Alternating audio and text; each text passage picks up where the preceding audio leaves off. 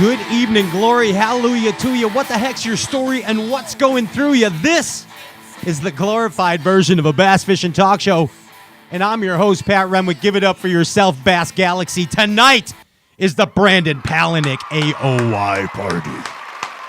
The AOY party is tonight. Happens once a year. It's like Christmas. It's like Christmas around here. And, yeah, of course, give it up. Brandon Palaniuk coming on tonight, Bass Galaxy. Oh, my gosh. Does that even, need to be said? We were just going to have a party without Brandon? Oh, my gosh. You know who else is coming on here on the Brandon party? Monetti. Louie. Give it up for Louie. Love it. Love it. Let's go to the classic, this kid. Let's go to the classic. We're going to learn all about Lou. And Ginge, now we're going to go down the guest list here, and some of them are possibilities. Are you going to say, though, he might be watching? What's that? Are you going to say he might be watching? Brandon?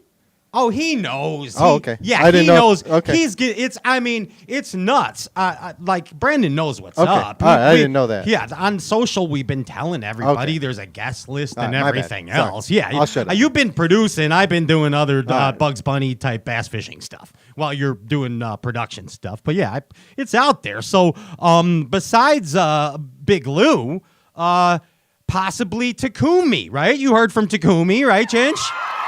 I don't know. This is a star-studded show. It's just doing it like this. It's like a damn party. I'm not doing surprises. We got a guest list, bud. We got a guest list. El Dirty Feider. Yeah. See what happens with that kid. Seth Fighter. Possibly Matt Robertson. Oh, wait. Everyone, why'd they go so quiet? Possibly Matt Robertson. He's doing stuff with Coop. I talked to him and Coop, and they were trying to wrestle bull sharks. But he said, I'll probably come on there if I'm not too inebriated. I said, well, I don't even know what that word is. But anyway, maybe Matt. Jake Boomer from Alpha Anglers coming on. Yes. To wish his friend Brandon a congratulatory remark. Bill Weidler, Elite Series champ, and also buddy of Brandon, an Impulse Lithium guy, coming on the thing. Out here tonight, the Brandon Palaniuk party. Oh, wait, here's Pat, and this guy's just about to announce him. Yes, I guess so. Patterson Leeth from Sims, Brandon's buddy. They just keep rolling in now. I just got a text too, Ginge. And the Vandy Mallet, Kyle Vandy Mallet. Yes, he's coming on. It keeps growing. And Dan Quinn, Medicine Man from Rapala. That's a list, bud. Can you handle this? I don't know. Give it up in advance for Andrew Ellenberger. He's a ginger ninja. He's producing the hell out of this thing. This is an AOY party. Pew, pew. That's what I'm saying, Ginge. Yeah. Welcome to the show. What's up, Pat? What's up, Bass Galaxy? Yeah, we were off last week. I was at the Hoff, not David Hasselhoff convention. I go to that at a different time of year. Yeah. But this was the Bass Fishing Hall of Fame. And what a great time. Thank you to all of the Bass Fishing Hall of Fame members that made Stray Casts feel so welcome there. And, of course, congratulations to all the 2022 inductees. What a great time, and good to see the Martins family. And I had breakfast with Bill Dance. I was freaking TF out, as the kids would say. You know what I mean? We were talking about pies and cakes, Ginge. You know what I mean? It's just good old bassin' talk. Pies and cakes, me and Bill Dance. That's it. Right there. How you feel, Ginge? You feel good? Yeah. Everything's good tonight? Yeah. Okay, so I guess I got to move. Yeah, you got to move. I got to move right along here. Hey, don't forget, if you have not already signed up, yeah, there we go, for the Half a Spot official online tournament app deal. All you got to do is download the Half a Spot app. You fish some online tournaments. That's from kayak, from the bank, or from a boat. And you get a chance, if you win some of these tournaments, to fish anywhere in the world you want with Stray Casts. That's right. You got to take us. But we're going bassing. We can go fish for anything you want. as long as you win some online derbs. Compliments a half a spot. Download the app today. Dreams come true with Half a Spot official. Let's go exotic. I want to go exotic with Half a Spot. Hey, also awesome time with the CalSag Bass Anglers. Shout out to Eddie Serwinski and to Jeff Miller, the AOYs from the Big Lake Division, and Brian Jackson, CalSag River deal. That was a good time out in St. Clair, Michigan, and check out CalSagBass.com. Ginge, I'm doing it. Oh, like and share contest. Oh, we'll get to that when the guy comes on, right? Yep. The official deal. All right. Omnia Fishing, moving along. They're almost in a new warehouse, Ginge. Did you see any of that? I did, Did you see any? It looks awesome. Did you see Pete with a giant hammer just breaking stuff up? Yeah. That was pretty good. Flexing his strength. All right, hey, I'm just doing this because we have such a big guest list that we might as well just move it along and bring in from, I believe he's at Leonardo DiCaprio's Islands. Somewhere in I don't know where he is. Ladies and gentlemen, it's Whiskey Gypsy. Yes, it's Luke Foley. For those about to rock fire, we salute you. What's going on, folks? Look at you. There it is. Talking about fire. You look good, bud. Where are you? You're toasty. I'm in the Keys, man. I'm in the Keys. I like it. And this is the official Tin Cup Whiskey. Word of the week, Whiskey Gypsy, brown liquor extraordinaire salesman, Luke Foley. Somewhere from an exotic location in the Keys. Like, where are you right now? In a restaurant or a hotel? I am at a hotel in the restaurant. Yeah, where I'm at the Perry Hotel right now. In the restaurant that they have on the property. So I can't tell if the Tin Cup is kind of giving you rosy cheeks or if it's the Florida sunshine. Well, we lost Foley. It must be the Tin Cup. Luke Foley from the Keys? What's going on there, Ginge? The guy's in the Keys just living it up by the fireplace. Fire pitting it the heck up. Are we is he gone? Oh, is he back? Okay. Foley's coming back. He must be on a business trip. He looks very business formal. Lost you there for a minute. Hey, we're back. It's a little bit of both. I went heavy on the sunscreen, so I thought, but as most of you know, Florida sun's a little bit different. I didn't go heavy enough. Turns out when you're flats fishing, there's no shade. There's no shade out there. That's why they have those giant hats. Yeah. Yeah. I did not bring a giant hat. I just had the standard tin cup hat. But to answer your question, I've had a couple of these. Well, you're on a combo platter. You're on a country and western vacation business exciting extravaganza. And this is I'm on a combo platter. Yeah, this is the Brandon Palaniuk Catalina wine mixer party tonight too, fools. So, I mean, we're going all out. I'm all kinds of coffeeed up. I did like 6 miles today. I'm all kinds of wine mixer. Yeah, I mean, it really is. We're going all out for the AOY deal. Hey, that's actually a thing. Like, I could pay, and I don't know what I pay, but like I could take a group of guys like we're here in the Keys, but like I could take them to the Catalina wine mixer. Like, that's like a thing. Like, we could do that. Yeah, then do it. I mean, can you take the whole Tin Cup whiskey Bassin team to a Catalina wine mixer just to say we did it? Yes, absolutely.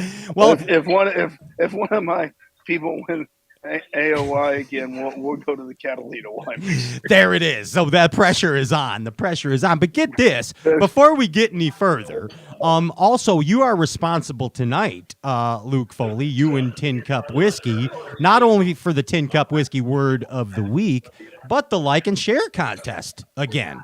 So all you got to do is like and share this live Facebook feed, and you get a chance to win a Tin Cup Whiskey extravaganza pouch bag full of bootleg liquor. Yeah. It's like a whole, it's a whole brown barrel like they have at, those old brown barrels back in the Prohibition days, fools. It's a barrel of whiskey.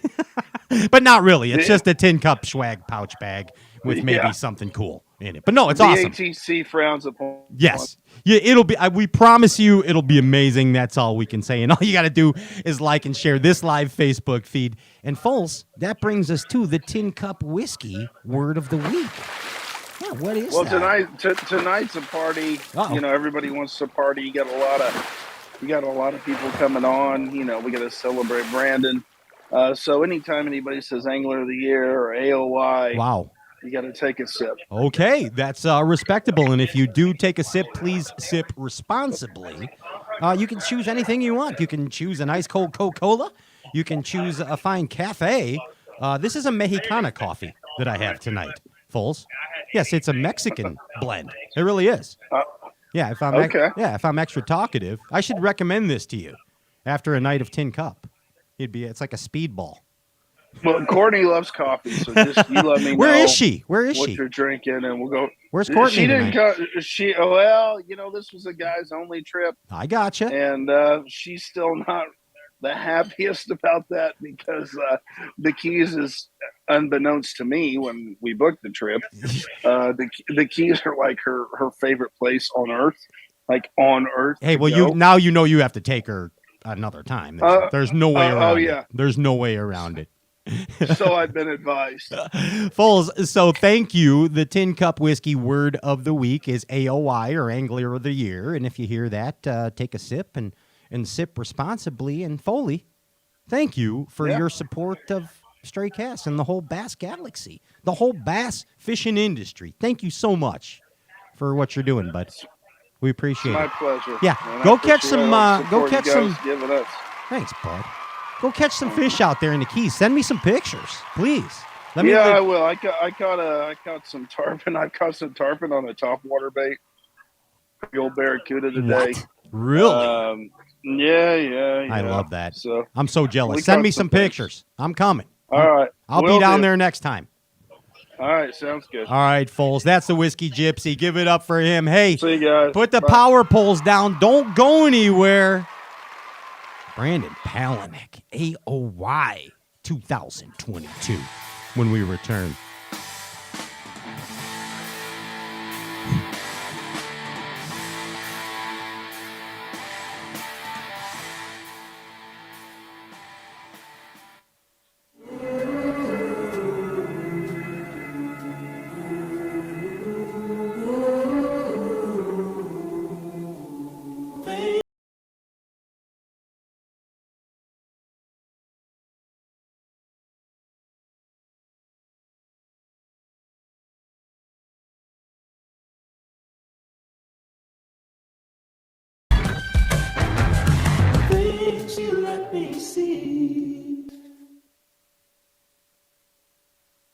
This is the mountain, and this is mountain whiskey.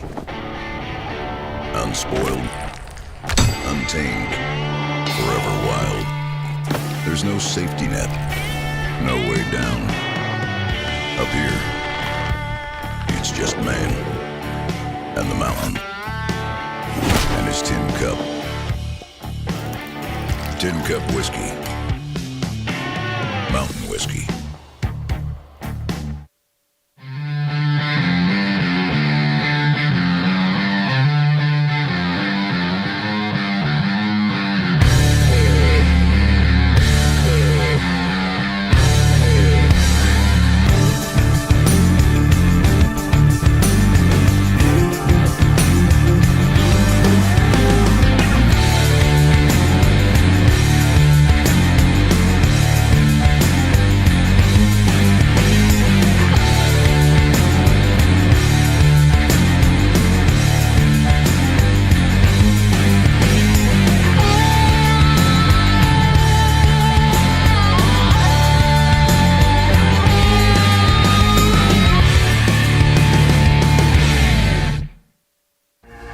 Want to know the difference between power bait and other soft plastics? Ask the fish. Berkeley scientists have. Thousands of flavors tested on thousands of fish. Natural. Man-made. Every bait that's ever hit the water. No matter the shape, size, or color, power bait is the only one that is scientifically proven. Fish bite and will not let go.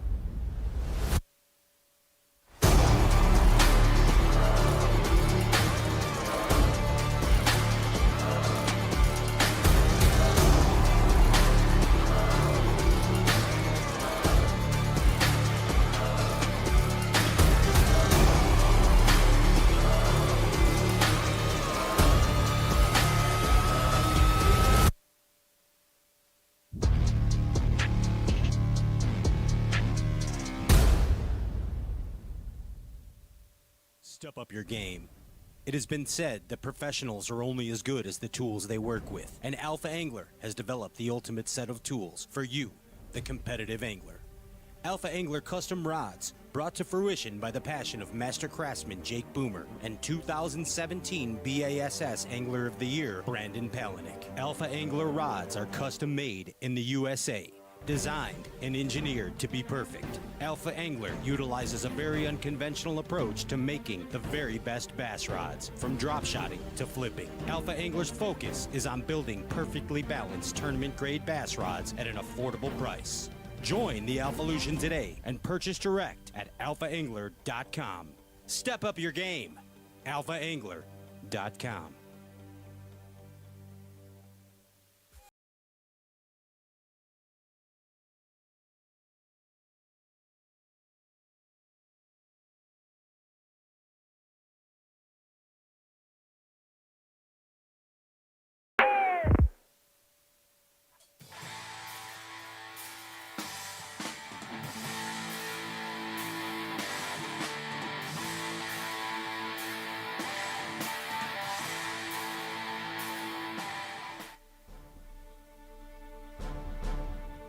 Welcome back. This is the glorified version of a bass fishing talk show. I'm your host, Pat Renwick. I want to remind y'all to chat along at home on the chat board with old JR.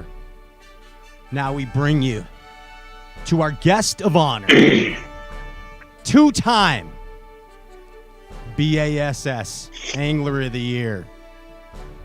He's got like 6 derb victories and a zillion other accolades to his name already in his short career. Bass Fishing Galaxy, give it up for our bud, Brandon Palaniuk. Yes. Welcome, Sir Palaniuk. Thank you, fine sir.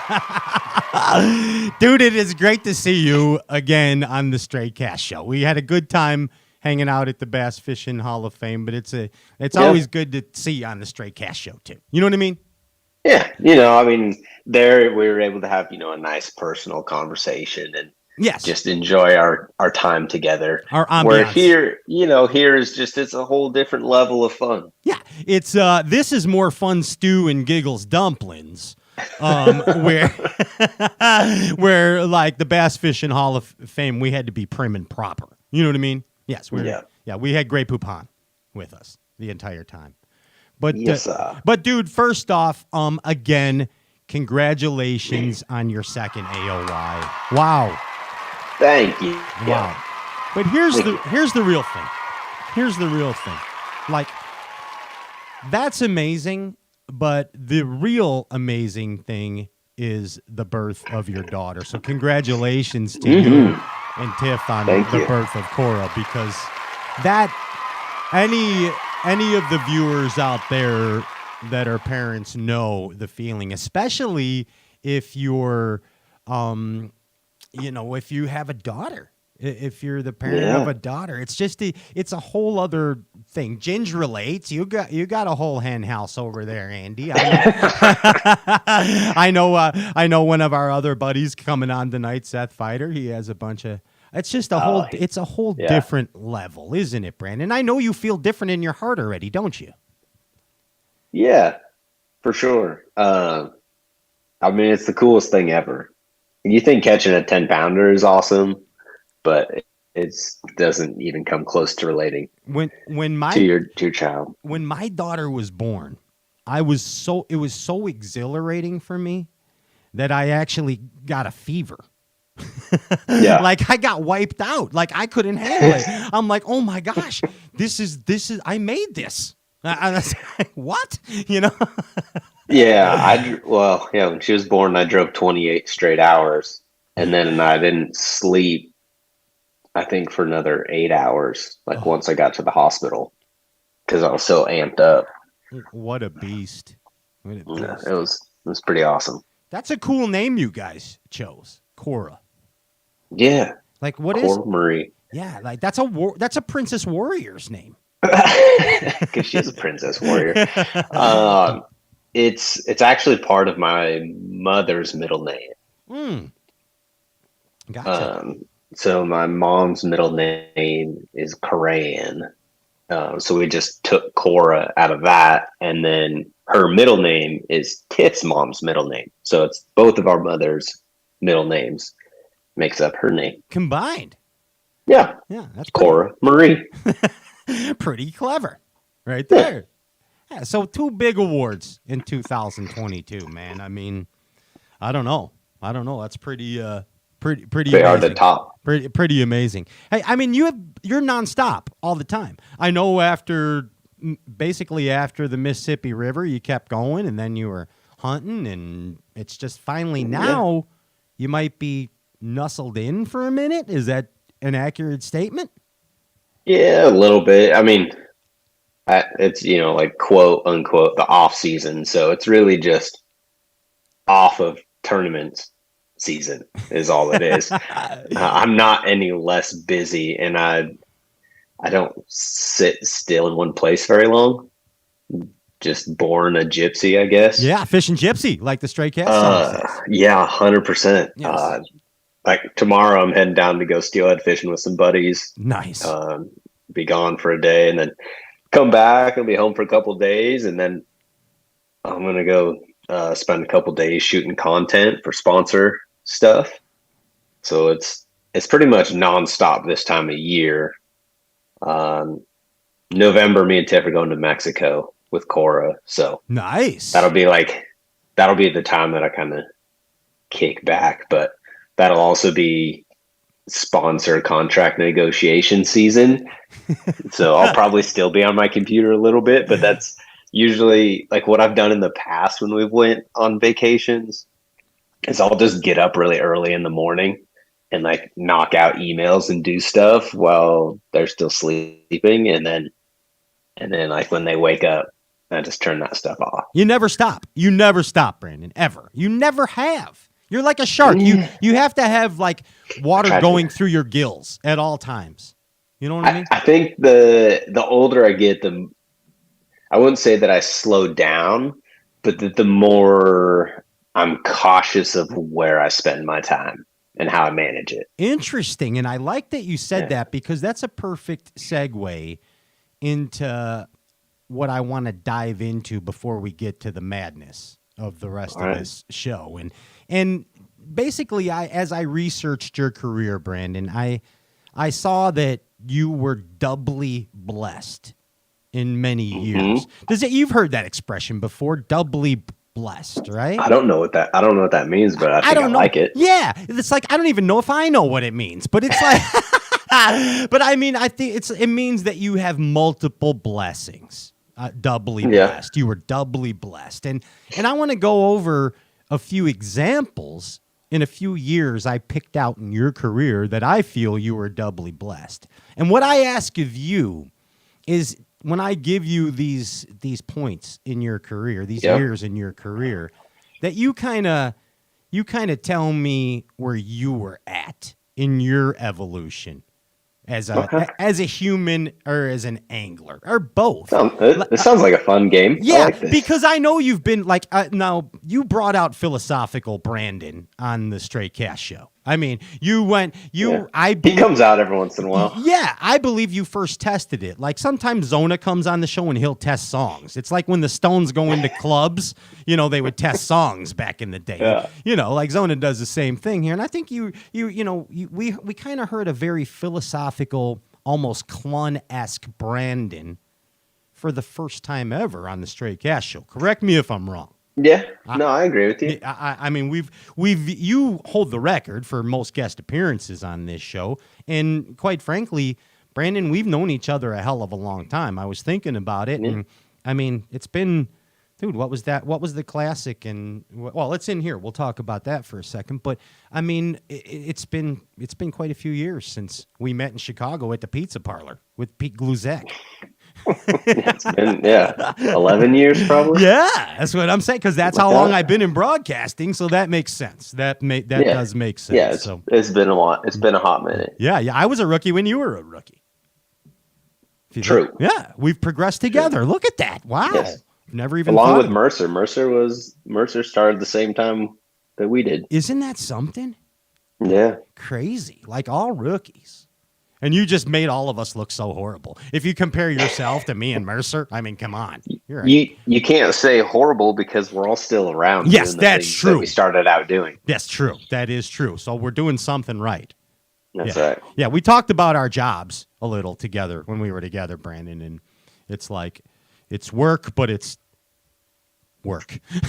Yeah. But it's a blessed It's hard work, but it's not a job. Yeah, exactly. Because we are doubly blessed. Now get this. Okay. Back to the deal. All right. So 2010. Remember, Brandon, in 2010? We're going way back. Now, I know 2010, here's how you were doubly blessed. You, first off, qualified, right? That's the qualifying year.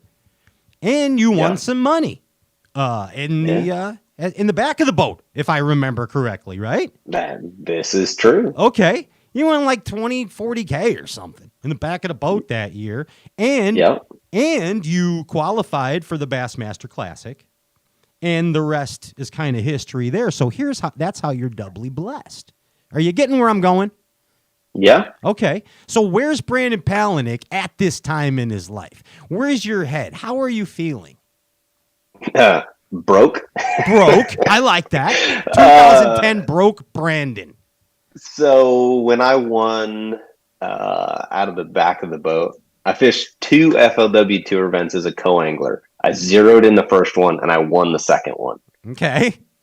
Before I had won the second one, me and my buddy were like on this couple-month tour back east, and we'd never been back there. And I won't get into all of it, but like my boat had been hit on the interstate, and I had to pay for it, and like we had to spend more than what we had planned on spending, and so our budgets were a little tight. You're in the red. And we weren't sure how we were going to get home until I won that event. And then it was like everything snowballed from there, right? So I went from having a couple $100 in my bank account to having 20 grand, which was more than I'd ever had at that time, being 22-year-old me. And and I ended up just like snowballing from there. Me and him won 10,000 in the next weekend in a team derby in Tennessee on a lake that we'd never fished before. And so it was like all of these things started to snowball. And so that was for me, that was a really big confidence building year, I would say. And a year that I was able to kind of gain that self momentum, even though nobody still knew who I was. Nobody could still pronounce my last name, but it gave me that self confidence that I could catch them outside of the West Coast, outside of the state of Idaho. I like that. And isn't it funny how, or not funny, but how it's almost not cool in a way, how money lets you fish freer in professional angling. Don't imagine if, you know what, do you know what I'm trying to get at? It's like a lot of anglers don't find freedom until they have money to back them. They can't fish freely. Yeah, but I also think you could turn that exactly the opposite direction, where guys don't fish freely, and so they never make money. Yeah. because what happens, this goes back to me not looking at points type deal.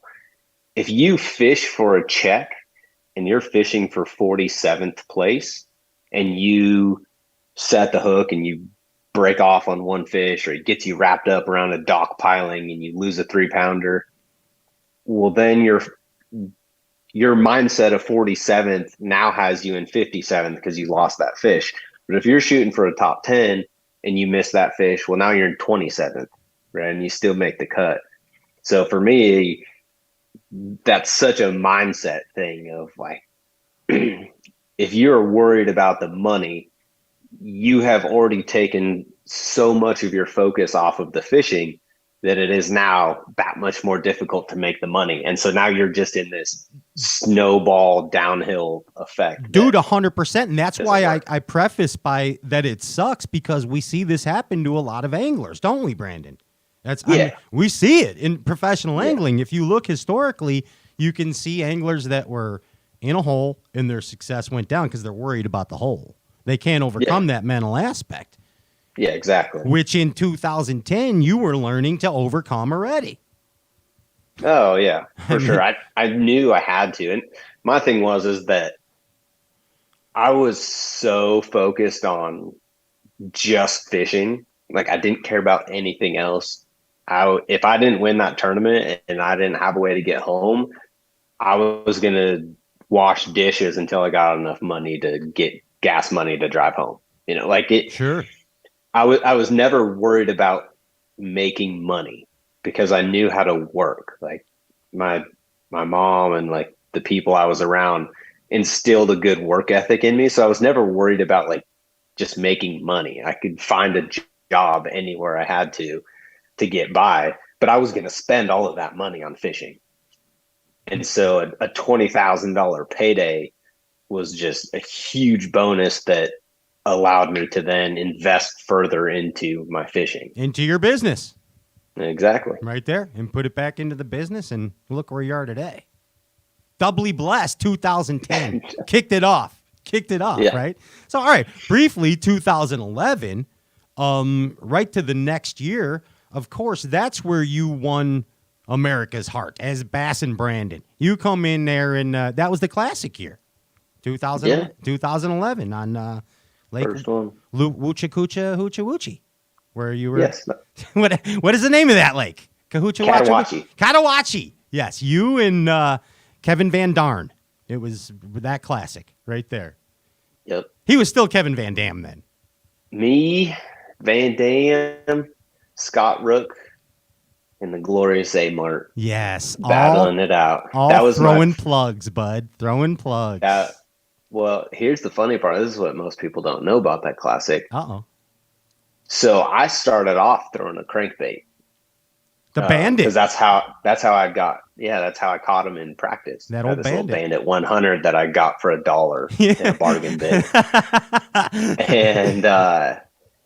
And the only reason I threw it is because it was called Louisiana Shad, and we were in Louisiana. Makes and I thought perfect that was sense. You're like, I don't know what a shad is, what they look like in Louisiana, but this color is called Louisiana Shad, so I'm gonna throw it. And it's in the bargain bin. Yeah, and it was $1, so sweet. And but all those guys were throwing spinner baits the first day. Yes. Which looking back at now was smart because they were getting bigger bites. Those fish were pre-spawn. But then you heard Kevin talk about later in his interviews that his big key switch was that he switched to a crankbait.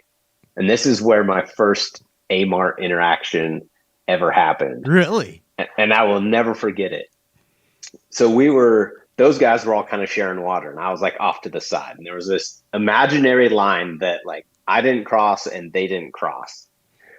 And I was over there fishing. Right? They don't know who I am. Yeah, like, nobody knows. You're that kid. I'm the kid in the Federation. They can't say your name. And I had a limit, I think, before anybody else did, because those fish had changed overnight from that spinnerbait bite to the crankbait bite. And I was just catching them and culling. And I remember Aaron coming up to me in typical Aaron fashion. He was like, bro, what are you throwing? Are you throwing a trap? What are you doing? Looks like you're throwing a trap, bro. And I just told him, I was like, I'll tell you on Sunday. And he just kind of laughed and he kept fishing. But it shows like how good those guys are, right? I just got lucky that I was so naive that I was just throwing a crankbait because that's what we did at home, and we throw it around stumps and stuff. And it just happened to work out. But those guys, they were changing daily, right? And eventually figured it out. Kevin was the first one to figure it out. Aaron figured it out. And it was like, I mean, I definitely was in over my head on that one, but it exposed me to the world. It sure did. And you were fourth place, right? Didn't you come out of fourth? Yeah. Dude, your first classic ever, coming out of Federation, fourth place. And that year, 2011, you had a real good first year of Elite Series, man. I mean, I think your worst finish, you had one bad one, like maybe in the high 80s or something. I don't know where. You were 80th place in one of them. The rest of the derbs, you were all under 40 or better. Yeah, I qualified for the Classic that year via the points. I actually was more consistent my first year on tour than I was the next couple. Surprisingly. Yeah. I mean, and we're skipping those years right now, actually, in the double blessed section. Ironically, Brandon, we are skipping those years. But you did have some wins, okay? Yeah. 12 and 13, you had wins. You scored your first win in 12, next win in 13. I mean, not too shabs, right? You're still fresh. Yeah. You're a spring chicken. So that's bonus a junior. Checks. Yeah, you're a junior. You already got 2 wins at that time, in 2013. But now let's skip up to 17. 17 was a pretty glorious year for you. It was. Yeah, I mean, it was kind of like when they say that you have those do no wrong type seasons. First, the AOY, of course, right? And then the Rayburn win. And every other derb, obviously to accumulate AOY points and win AOY, you were way up there, but it was just really a good season for any. Yeah, if you took away Okeechobee, it was. If I would have had a halfway decent finish at Okeechobee, it probably would have been one of the most dominating seasons ever. And I only say that because I finished 105th at Okeechobee. But I looked at it the other day and I was compared like that season versus this season. And I was more consistent because I didn't have that crazy 100-something bomb this year. But I had 105th and then my next worst finish was 18th. But a lot of that was fueled because of that 105th place finish. So if I don't have that, I don't think I would have won AOY that year. What's striking to me as a bass fishing fan and listening to you talk as basically a fierce competitor is that you remember every dang derby. Like you remember, I mean, it's like you were like, oh yeah, 105th here, and you remember every season and every derby. That's a lot going on up there, Brandon Palaniuk. You realize that? Well, they're all part of the mathematical equations, right? Yeah. And so those are all and more so than that, right? Like more so than just the formula of how to catch bass, but all those tournaments are oftentimes events that shape who I am now, because those are a lot of mental trying times as much as it is just about catching the bass. And so without getting all philosophical on you, that those things don't leave my mind because they're huge motivators at the time. And so I keep them in the back of my mind. And I think I'm able to look back and be thankful for that 105th place finish because it then led me to the incredible season that I had after that. Yeah. And I don't think I would have fished the same way if I wouldn't have had that 105th place finish. I think that in any art form or any profession, that sometimes to achieve greatness, you have to know what it's like to hit the bottom first. Mm-hmm. And you find the people that hit the bottom are the thick-skinned ones. They have the BDE. Yeah. You know what I mean? All the BDE. There's moments of clarity down there. The Bass dictated energy. That's where it comes. Right there. Moments of clarity. Yeah. A lot of people are afraid to fail. And so once you've hit the bottom, there's no fear of failing because you don't have anywhere else to fail to. Yeah. And so then it opens up this clarity of where then you're only looking up, and that's the only direction you have to go. And the driving factor is you just don't want to go back there. You just don't want to go back there. That's the driving factor. You know what I mean? It's terrible. Let's move along. 2017 was amazing, but 2019, a weird year, but still a good year. It was another one of those moments of clarity that you talk about. I wouldn't trade it for the world. Yeah, here's what I remember. Brandon in MLF in 2019, white swim jig. Brandon in MLF 2019, white swim jig on the Zilla. Brandon 2019 MLF, white swim jig on the Zilla. And then Brandon qualifies for the Elites 2019. That's what I remember. Doubly blessed, right? Swim jigs and Elites. So. Yeah. a growth and year of learning. Yeah. What that would be. It was. For sure. Did you feel lost at all over there? Were you like, man, cuz now I mean this respectfully, there's a lot you had still of course solidified yourself as a force to be reckoned with in angling at that point. But you go into MLF and it's like, you know, was it just weird compared to where you were? It wasn't that I felt lost, but part of it started to just feel more like a job. Like I didn't have the same fire that I had on the Elites. And I think that was part of the reason of like what drove me back to the Elites. And it wasn't that there's anything wrong with it. It's just that it wasn't something that excited me. But I will say this, I'm a better fisherman because of it. Because the way that it's structured, it forces you into mindset of like constantly never being satisfied and always thinking about how to get that next bite. And with a shorter practice and that kind of that constant evolution of change of just getting a bite, I think that's helped bring my bottom line up. Like it's helped with my damage control a bunch. Gotcha. That's well put, Brandon, because I mean, if you in a damage control panic mode and you got to put 5 in the box no matter what, if the other shit's not happening, that a whole season of that that's not going to hurt an angler in any way.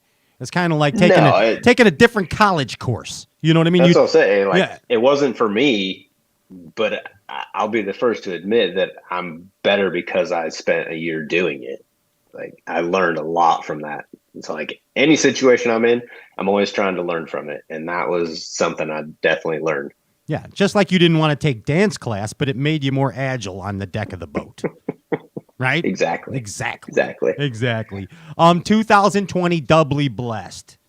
Champlain Sandy Cooper, right? Yeah. Yeah. I mean, come on, bud. Victory. Just victory's building up. Victory's building up. And of course, 2022, the birth of your child and your second Angler of the Year deal. Wow. Yep. Doubly blessed, Brandon Palaniuk. Yeah. Good stuff.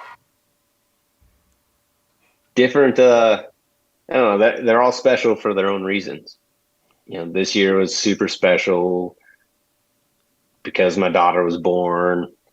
AOY was like icing on the cake. But then the fact that we have it all filmed and then someday she'll be able to go back and like watch the evolution of her birth. Isn't that wild?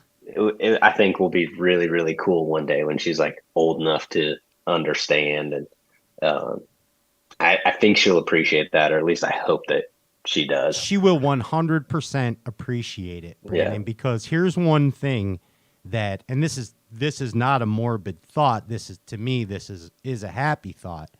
After we are long gone, our loved ones will be able to relive things that we lived again. 100%. I mean, it's a beautiful thing. I think it's an evolution of people. I see it's tough for Leslie, for example. Yeah. For Leslie Martins.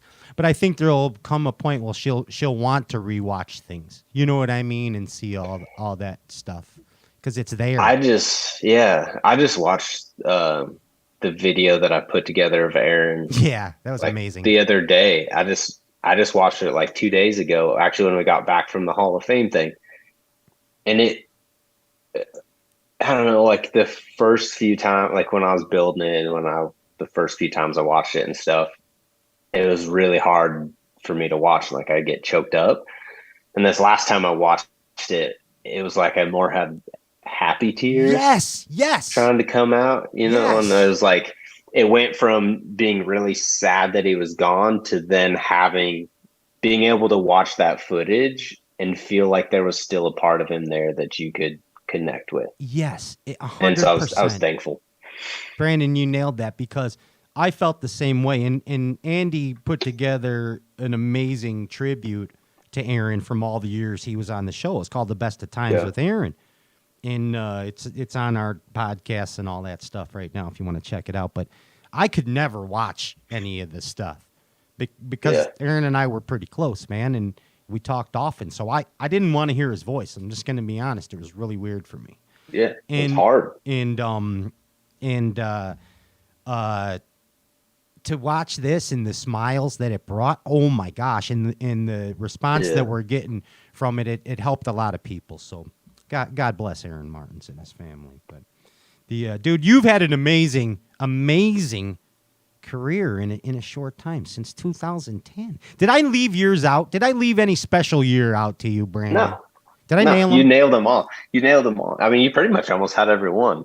It's been 12 years, so I'm oddly becoming one of the old guys, even though I'm not old. It's crazy that you're already an icon of the sport. Like I see Danny Brower coming up to you and Larry Nixon and congratulating you and and KVD, like all these guys. It's like, you know what? You are no longer the kid looking up with your eyes to them.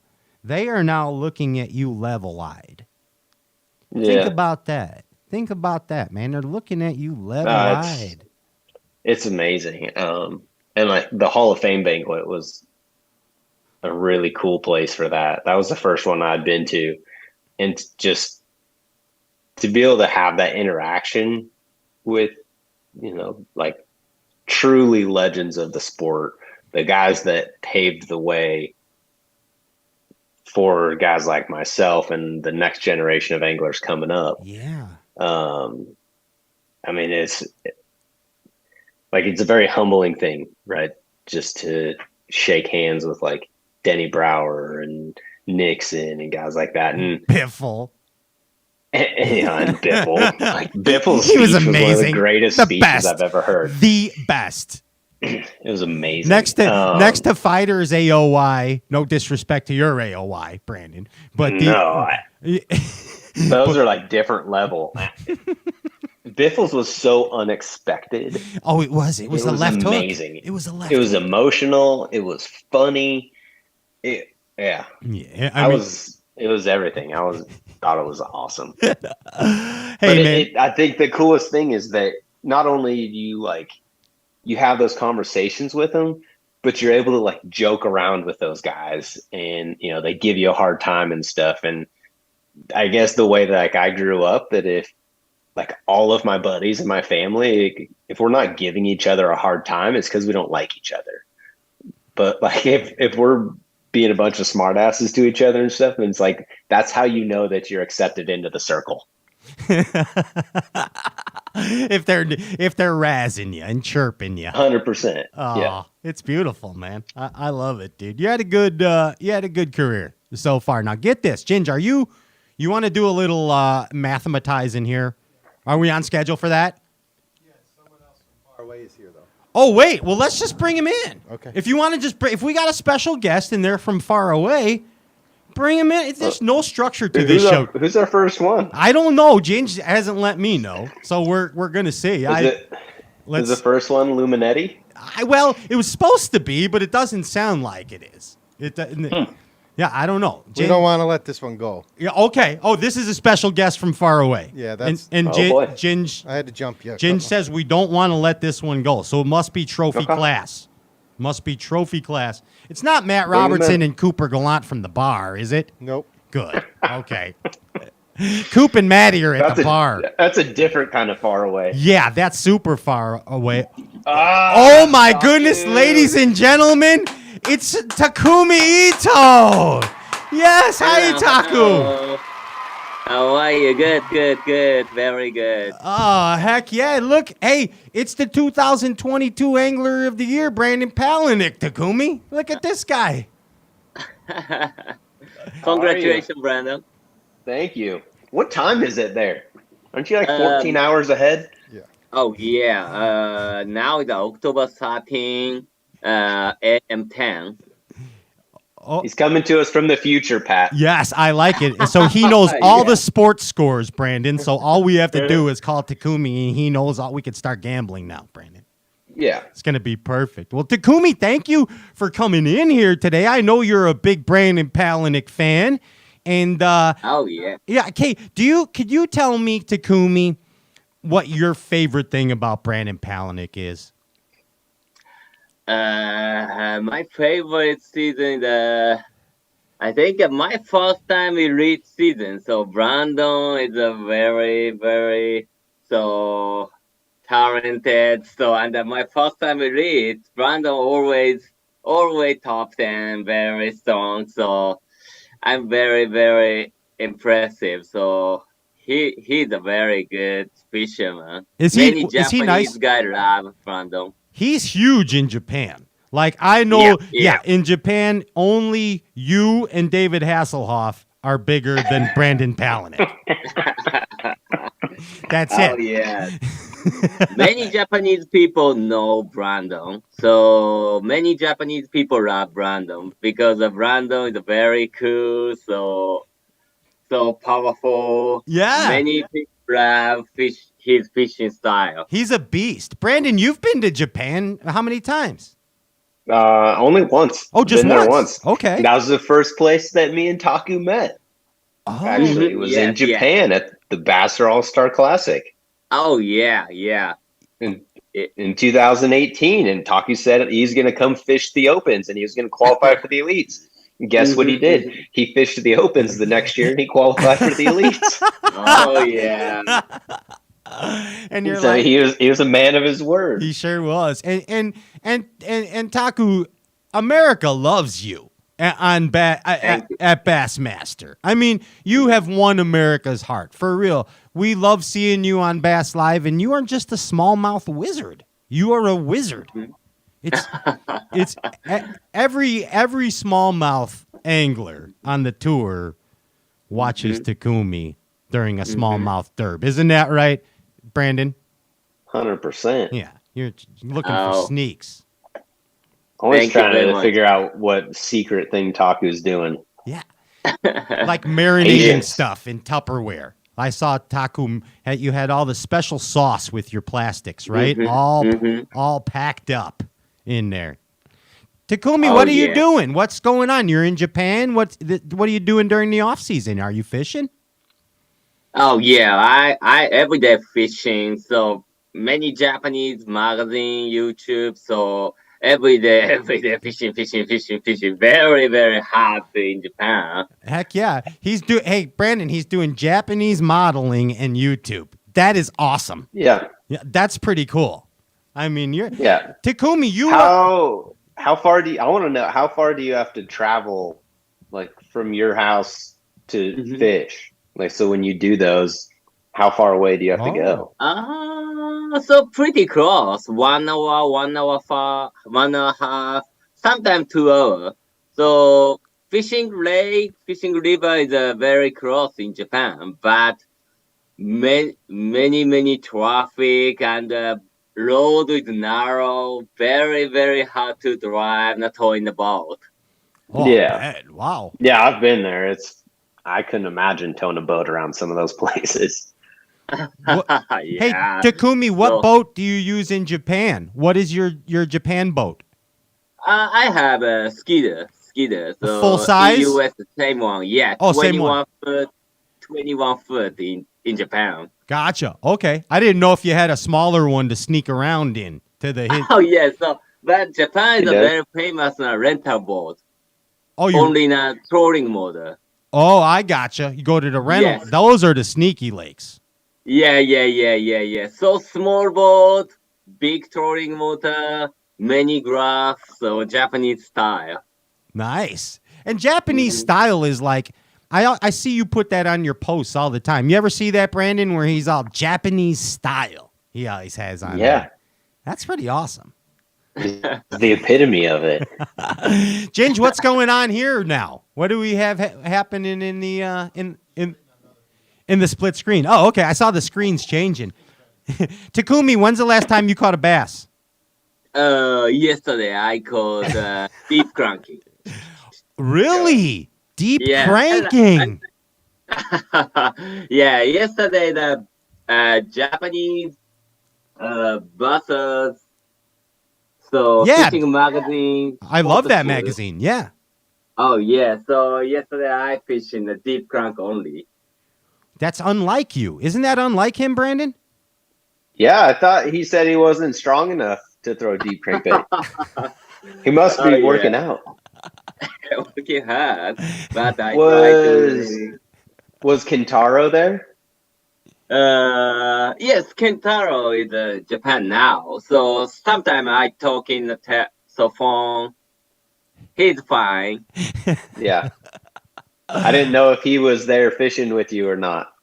Oh yeah, he likes fishing, but sometimes so fishing with him, but he no fishing. He shoot. Not yesterday. No, yesterday. Sure. And I think it's amazing that you guys are. Well, Brandon, when are you going fishing next? I don't know. You haven't been fishing in a little bit.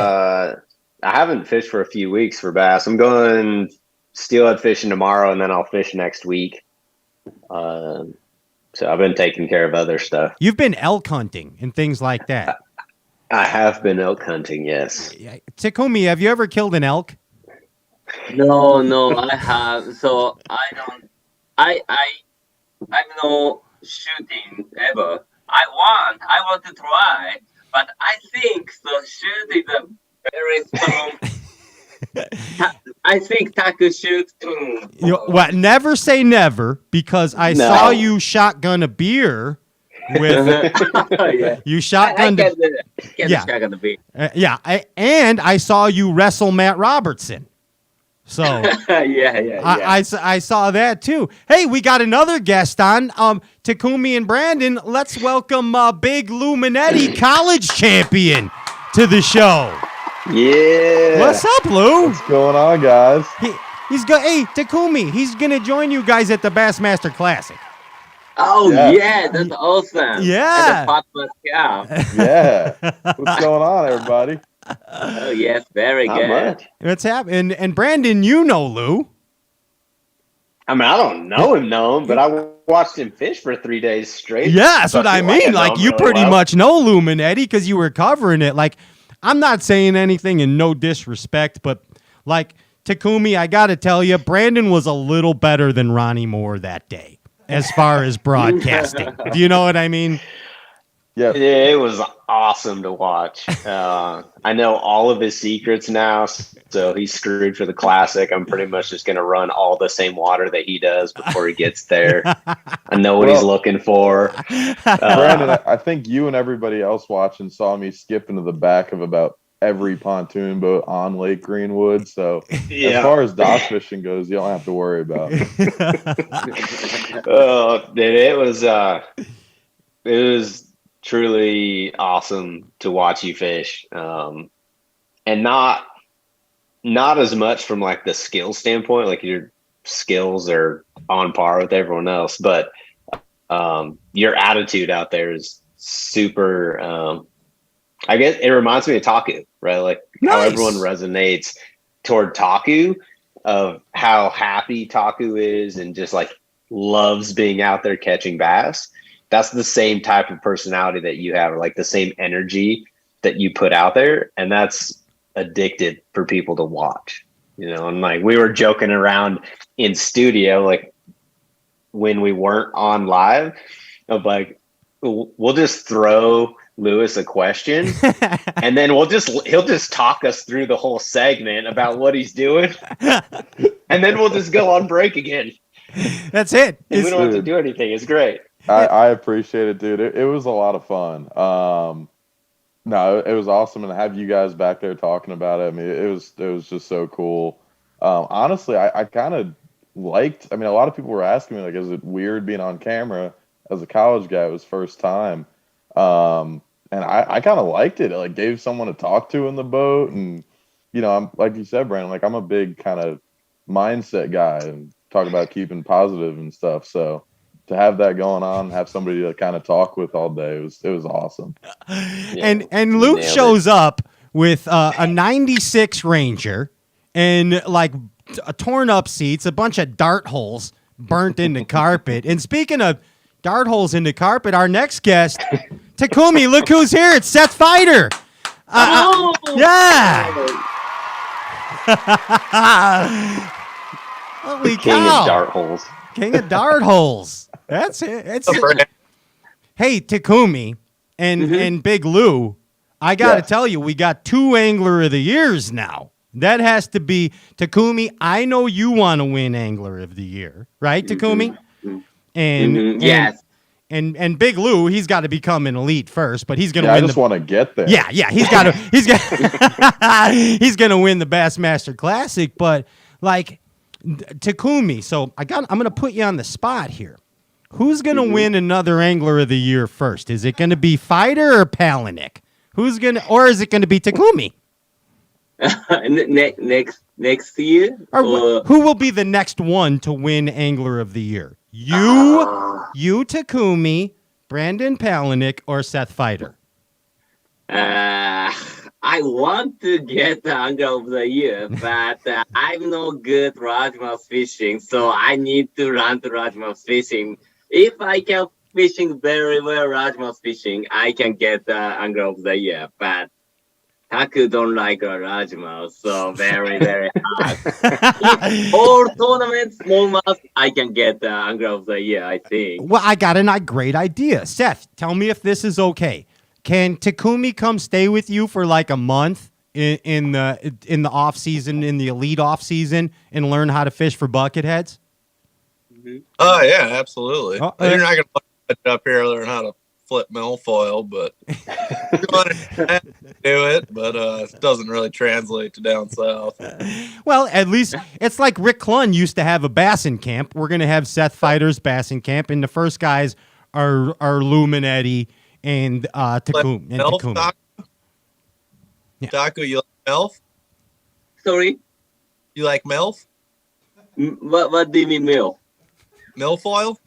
Oh, I don't like it. I don't like milfoil, Hydorira, Kunter. No. Milfoil's you'll learn to love it. No grass for Taku. No grass. If many grass, no fishing. Many grass, no fishing. I cannot fish in Gantan's Bay because all grass. I cannot fishing. Taku, you need to learn to love MILF, because if you want to win Angler of the Year, you need to learn all the forms of buckethead fishing, right? And that's part of it. Yeah. See, so you're already limiting yourself. Brandon, talk to Takumi for a second, please. Give him. I mean, if you're gonna win AOY, you're gonna have to become a little bit more versatile. But I don't feel that bad for him, because he says he can't catch largemouth, But when he says he can't catch largemouth, it's because his expectations are to make a top 10 every time, like he does with smallmouth. And so when he finishes 20th or 30th, he feels like he's not catching them. But I'm pretty sure he's done just fine. As a matter of fact, last time we were at the Sabine River, pretty sure he made a top 10, finessing them while everyone else was not. Yeah, and Feider, get this. Takumi, I don't know if you heard, he was out deep cranking yesterday, smashing them, deep cranking, Feider. Nice. I like it. Oh, yeah. In Japan. In Japan. Oh, yeah, Japan. I tried, but Japanese deep crank like that. Very small. Very small. Yeah, Feider won a derby once on one of those small, deep cranks. He knows a couple things about that, Takumi. Oh, yeah. Yeah. Yeah. So, like a smallmouth deep crank is same. Japanese deep crank is a small, but easy to 15 feet, 16 feet. It sounds pretty good. Hey, so Feider, you saw what this kid Louis did, right? I mean, he's going to fish against you guys in the Bassmaster Classic, dude. Yeah, congrats, dude. I was watching a little bit of that. Dude, thank you. And Brandon was better than Ronnie Moore as a commentator, right? I guess I didn't see a whole lot of the commentary part, but I Brandon did everything. Yeah, Brandon's better at anything. That's true. That is true. But here's the thing. No. Get this. Here's why I like Lou's style. So he shows up at this derb. He's basically got 4 sticks. He's got a couple topwater baits, and he's got a wacky rig and a jig and chunk. Is that right, Lou? Yeah. That's. I mean, I had a bunch of sticks, but that's pretty much all I threw. Yeah. I mean, that's what you settled for. He went fishing creeks. You didn't have a periscope. You just kind of figured out they were on those little docks with the bends, right? Pretty much. And that's pretty smart right there. To be able, and I'm saying this sincerely, there's a lot of anglers out there, high school anglers, college anglers, that are decent fishermen. But there are not a lot of high school and college anglers that can pattern fish. You know what I mean, Takumi? Patterning fish. Brandon, patterning fish. Yeah. Takumi could do it. You know what I mean, Feider? Yeah. Yeah. I got 2 questions. Bank. In a ratted out range. Are you going to fish the Classic out of that boat? Dude, I wish I could, but I think they're gonna kind of force my hand on the new rig. But I wish I'm working. If that's I'm your gonna try to bring it to war, man. Dude, I know. I'm gonna try and get it on the expo floor somewhere. So we'll see about that. Yes. But I'm gonna try and at least get it to the Classic. Yeah, and if they want out of your boat, just take that new one they gave you and smash it right into a bridge, and then you got to. There's a bridge right there where we blast off. If the current's ripping, it's pretty sketchy, anyways. So cut this part out, Andy. You can just do what Atkins did last time we were there for the Elite, and just leave one of your trailer straps on, and it'll about sink your boat when you go to launch it. Oh, Lord. It'll work good. Things you learn on a talk show, Lou. See this? I love it. I got a question. Actually, I have 2 questions. Go. Because I didn't get to ask this while I was commentating, but I'm super curious on your jig technique, because it was different than what I've really ever seen anyone fish a jig under a dock. And I don't know if you're doing it on purpose or that's just the way that you've always fished a jig, but you would pitch it under there, let it hit the bottom, and then you just did like single big pulls. Huh. Is that something you've always done, or was that like a lake specific thing? Almost like he was stroking a jig, but not that fast. It's the slow stroke, Brandon. It's the deep slow stroke. Cut you off because I thought we were kind of keeping my secrets to just those who watch the live. No, honestly. So the truth of that is honestly hysterical. It was like a week before the tournament, and my buddies always talk about this Carolina hop fishing a jig, and I never did it. I mean, I always fish a jig like a normal human being, where you kind of drag, hop a little bit, Yeah. the normal deal. And I went and fished 2 days on Norman and Murray before Greenwood. And I was like, let me try out this Carolina hop thing. I can't get a bite on a jig. And I started doing that and just started getting bit and said, screw it. I'll just keep doing it into the week and see what happens. So that's honestly the whole story of it. I learned how to do it that week. That's pretty cool. I mean, I picked up on that watching. I was like, that's not normally what you see when someone's fishing a jig. And nobody else was fishing it that way that week. Yeah, I think obviously it's it worked out. I think it's a Charlotte area kind of way to fish a jig that doesn't really get talked about. I'm probably getting yelled at by guys from around the house for it now. Thrift and Montgomery and all those guys right now are just burning down.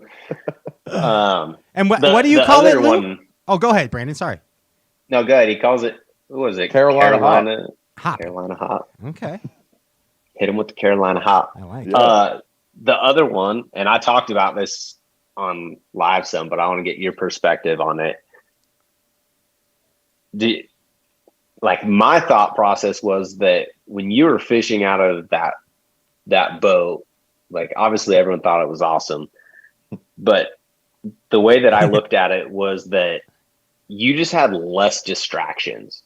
And so everything you did was just focused on that cast and that bite versus when we have a bunch of electronics and all this, and no doubt they help. But I felt like in that situation, it allowed you to relax way more than if, or you didn't really have to second guess anything. You just knew what you were going to do. Do you feel like that played into it? Because you won team of the year also out of that boat. It's not like you just showed up and won the college bracket. Yeah. Do you think that plays into it from a mental standpoint of it? Oh, absolutely. And especially just kind of my personal mentality has kind of always been just to kind of approach it simply. And especially going into that tournament and just a couple other big tournaments this year, just kind of try to find the fun in it again. I feel like we all kind of lose that from time to time. And dude, just standing there, no graphs, just going down the bank in the Carolinas, it's not good fishing, but basic bassing. Just straight bassing, dude. Just going down the bank and fishing what's in front of me. I mean, I feel like in the fall, that's one of the best ways you can really approach it, especially when there kind of isn't a pattern. It was so random. I'd try and key in on something that never wanted to get keyed in on. I think it definitely helped me. And I don't know, I think it works it's something that doesn't work for everybody, but for me personally, just kind of with the mindset I already have to kind of be limited in the first place, just go fishing. The tournament honestly couldn't have set up any better. Yeah. I like how you said, Lou, you were don't think about it on the last day. You were I don't want to think about where I'm at. I don't want to think about the whole deal. I'm just going bassing. That's it. And you were like a young John Belushi. Yeah. You remind me of a young Belushi on the front deck. You're light years ahead of so many people. Because here's the biggest difference maker between what I saw you doing that week versus what I see all the keyboard ninjas doing online.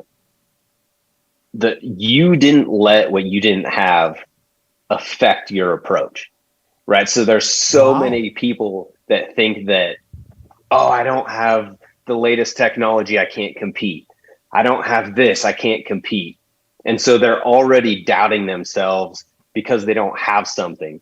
But you're like, well, I don't have this, I don't have it, I'm not going to worry about it. And you just go fishing. Yeah. And so, you can talk about the advantages and disadvantages of the technology, but the mindset, I think, is the most important thing there of feeling like you can still have a shot to compete and you're just going to do it within the limitations that you have. That's what makes John Cox so good. Yeah, exactly. Right? And you can talk about anything, but that guy is an incredible machine and he just does it within the limitations that he somewhat sets on himself, but it forces him into kind of this approach that he knows he's really good at, and it doesn't complicate things for him. No, But you have to have that mindset. And I thought it was refreshing to see. absolutely, dude, and I appreciate that, and that's absolutely truth. I mean, I feel like not having that. I mean, like you were saying it earlier. I was listening earlier, and you were talking about how you never thought about kind of the money to get to where you needed to be, and you never worried about any of that. You just worried about catching the bass, and that's kind of just the way I look at it. That's what you were saying earlier. Kind of encapsulates how I fish better than I could put it. So yeah, that's exactly it. And Lou, he's a champ. He's a gosh dang champ, like you, Brandon. Like you, Takumi. He's in the presence of greatness, too. And like you, Seth. And our next champ. Yeah, look at it. Brandon, introduce the guy. Introduce our next guest in your party. The one and only glorious, amazing, best guide of the North Country, Patterson Leeth. It's Patterson. Yes. I'll take it. Holy cow. So I'll take it. Yeah. Patterson is an amazing Northwoods guide. He's a friend of Brandon's and Seth Fighter's and myself. And Patterson, did you ever think you would be on a Bass and Talk show with two anglers of the year, Takumi Ito and a up and coming Bassin College old school Bassin man? You know, you see what I'm saying? It's not saying it, Patterson. I dreamt about it once, and now it's come to fruition. You know, that's how those things happen. And Patterson, I know you're a huge Takumi fan. I know. Thank you. Oh yeah, it's fun for me because I get to fanboy out like at places like the Classic, and I tracked you down like a fan of pop music and was like, "What's up, man? I'm Patterson. So nice to meet you." And Patterson, you have pretty much through Sims bred two back-to-back Angler of the Years. Like your Big Papa Sims, you bred a couple AOYs last year, of course, with Seth Fighter, and now this year with the Golden Boy Brandon Palaniuk. Yeah, people ask me if I play fantasy fishing, and I say yeah for a living. True. It's pretty amazing. And Patterson, I know 100% when Lou Monetti over there was out there winning that derb in that old 96 Ranger, you were like, F yes, weren't you? Yeah, I when I was working for FLW, I went and shot a college tournament on Table Rock. Took photos. And my parents live in Springfield, so Table Rock's the lake I grew up on. And so I asked my dad if he wanted to ride around with me and take photos and watch the guys fish. And we're sitting at takeoff, and these two guys are in this old, just beat to shit boat, you know, and it dies. And the one guy in the passenger hops up, runs to the back, takes the cowling off, gets a hammer and a screwdriver and goes, woof, and the engine goes, woof, and my dad turns, looks at me, goes, I hope they win. Well, I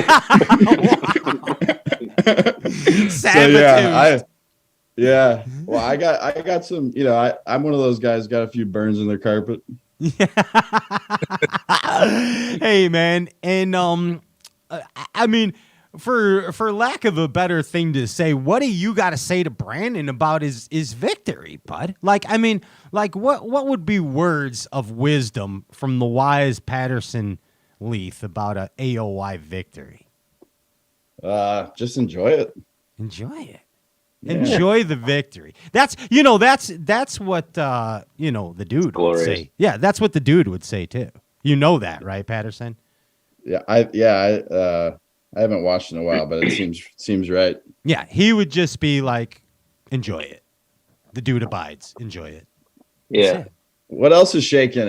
What else we got to talk about? Yeah, I mean, it's you're hosting the rest of the show, Patterson. I don't know. Oh, nice. You can take it wherever you want. First, we thought we'd talk about the Susie Sucker. Let's go into the history of the Susie Sucker musky lure. And Seth Fighter is going to dissect a Susie Sucker. He has an X-Acto knife. And Brandon Palaniuk is going to break down the attributes of that in the swim bait community for bass fishing, all in one show. Whoa. That's not even happening. Hey, Feider. So Yeah. I got it. I mean, we got Patterson here.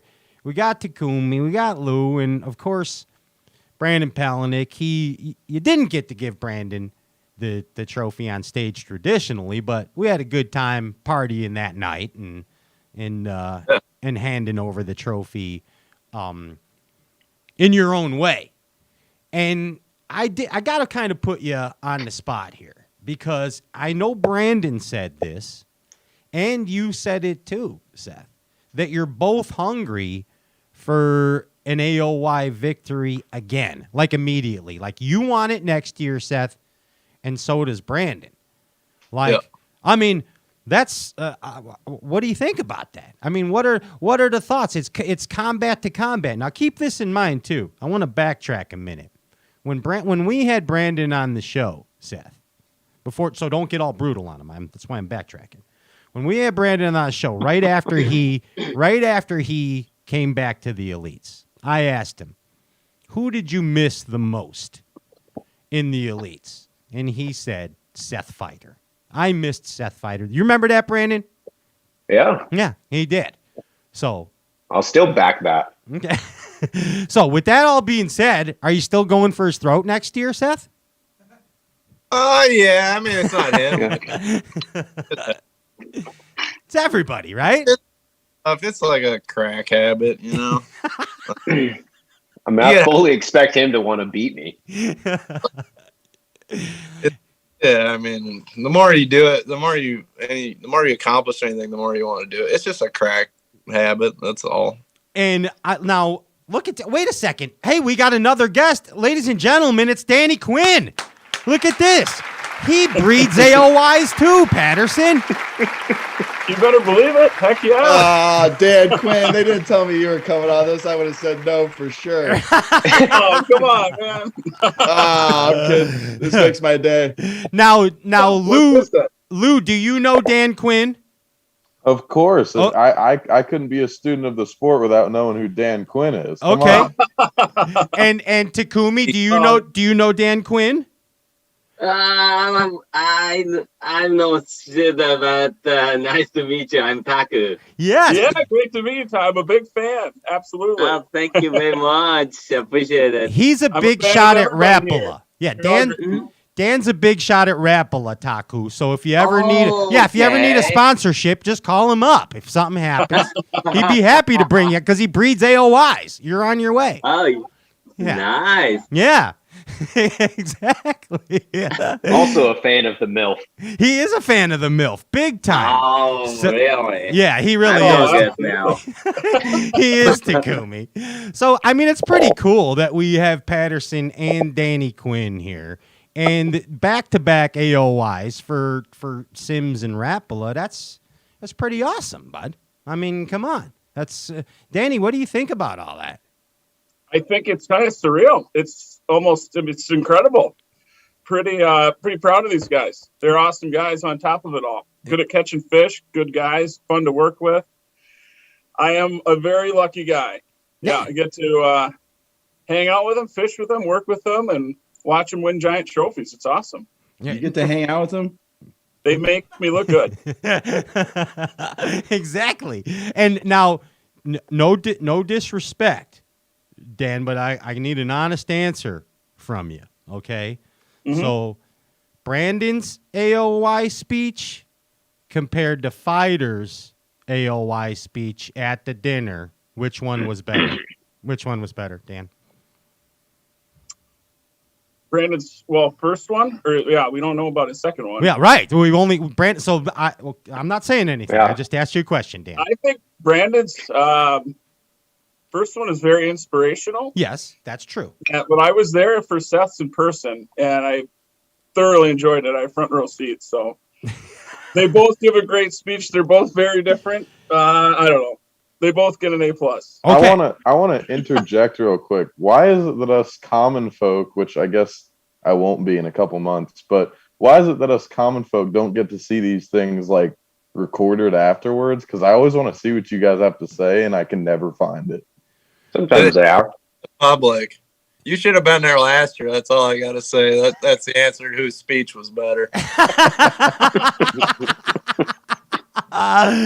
Great. Now I feel like I have a bunch of pressure on me in the next couple months. There's an easy way to stop it, but you want to do it. Did you hear that, Brandon?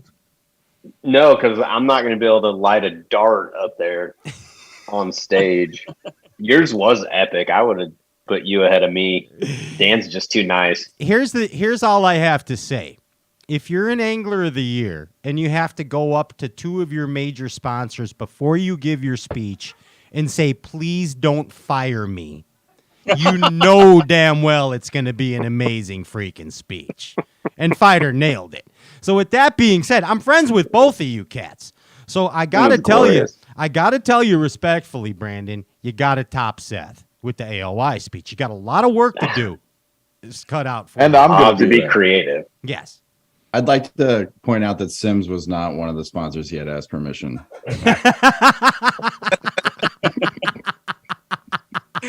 Just clarify. Fair. But he got a raise. So we're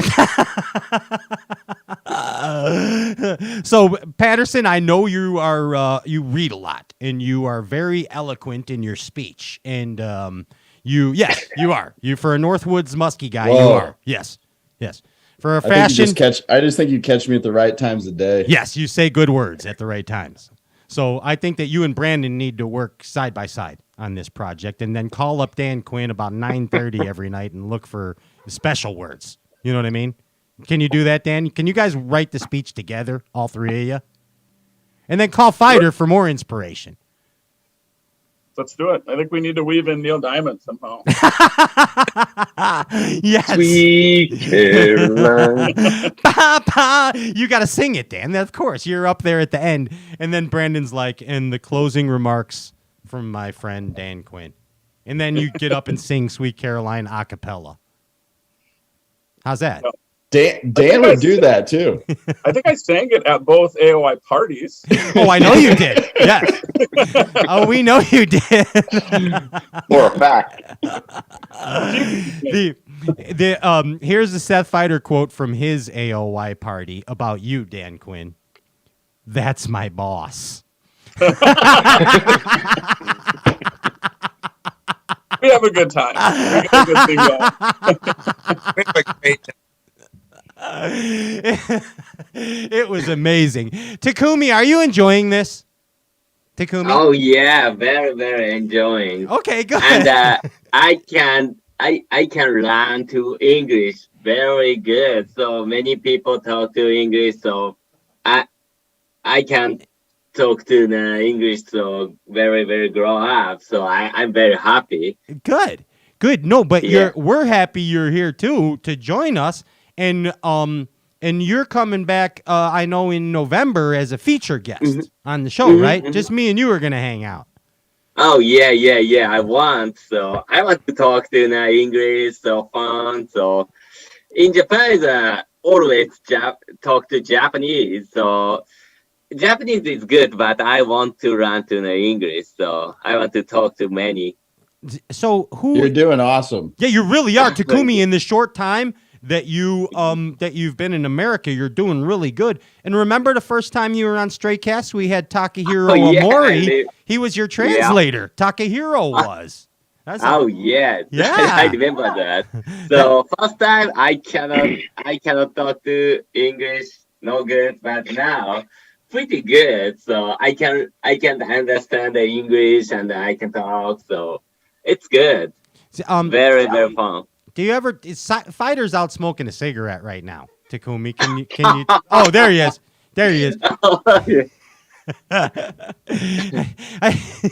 Hey, so Takumi, I gotta ask you this.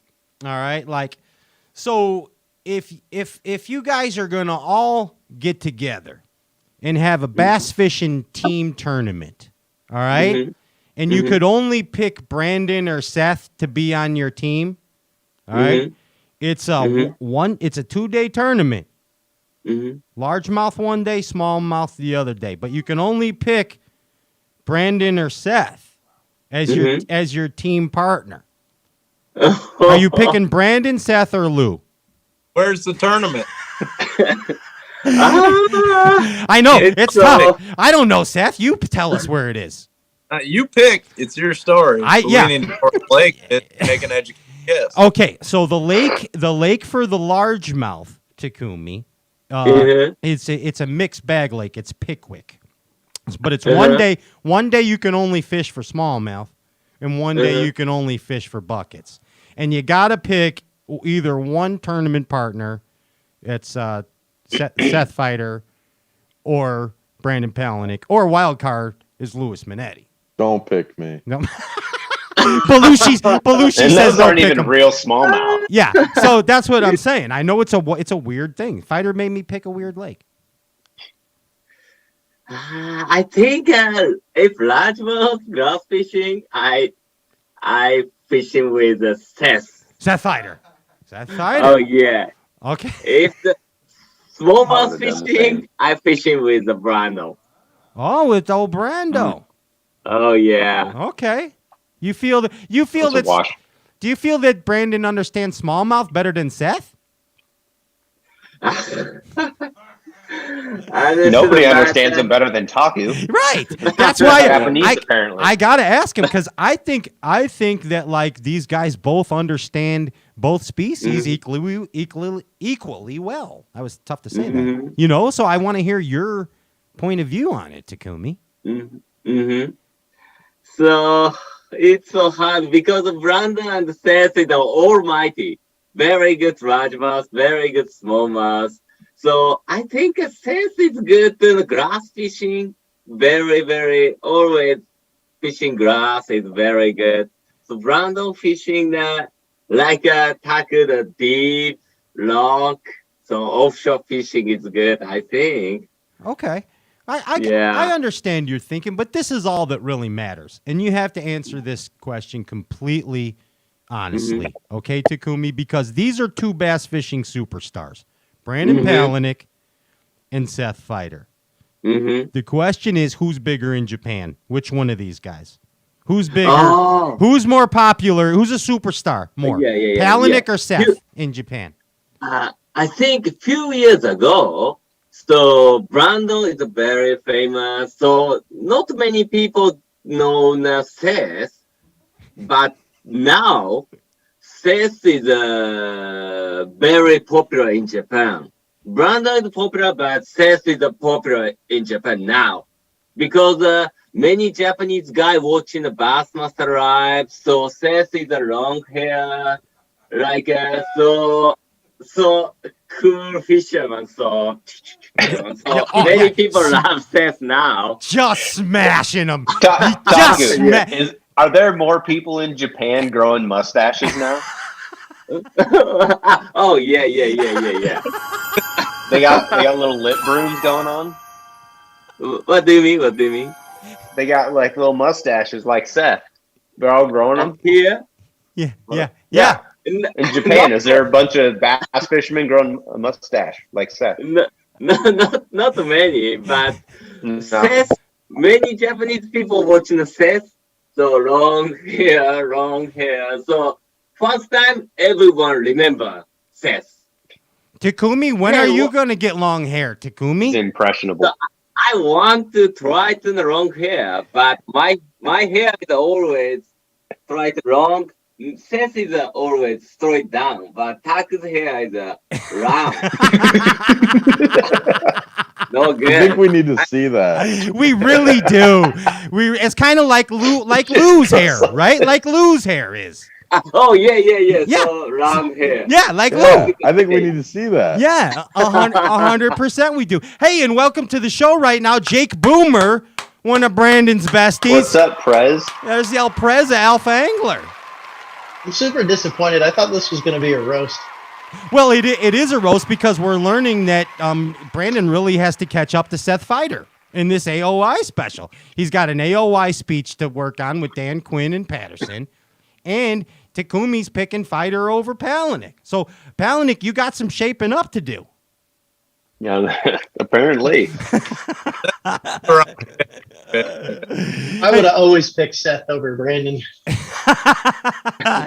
So it is turning into a roast after all. Yeah, that's what I put on. I shared it on all of Alpha Media's social, and I said, "Hey, join in for the roast." And then I caught the last 5 minutes, and there's no roasting going on. Hey, no, this is more just accolades and all right. Yeah, this is a love fest right now. Is what this is. This is an agape going on here. Gotcha. Right now. But hey, Booms, you've known Brandon forever. Like, I mean, it seems like you guys. How long has it been for real? Too long. Time. Too long. Oh wait. First off, how rude of me. Jake Boomer meet Louis Monetti and Takumi Ito. And do you know Dan Quinn, Jake? I have. I have only met Dan Quinn one time, but yes. Okay. And then Patterson's over there somewhere. And Patterson's back. There's Patterson. Patterson from Sims. Patterson just sent your dad a nice rain jacket, by the way. That was very nice. He did. Yes, he did. And did you hear that? He sent he sent old Steve a rain jacket, Brandon. That wasn't I didn't me. know that. Yeah. But That wasn't me. That was really Peter. was It was Peter Marcano. That was Peter. We all know who's actually. Oh yeah, the man. on the It's actual not- day-to-day operations. That's It's definitely not. It's Peter. not me. And Jake, have you ever met Seth before?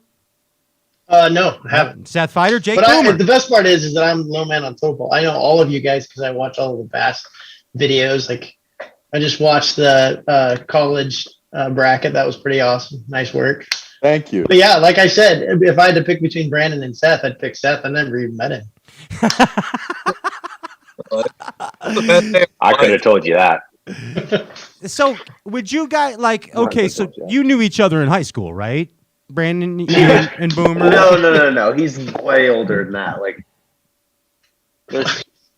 he was graduating college before I was in junior high. Wait, for real? That's real talk? Yeah, that's for real.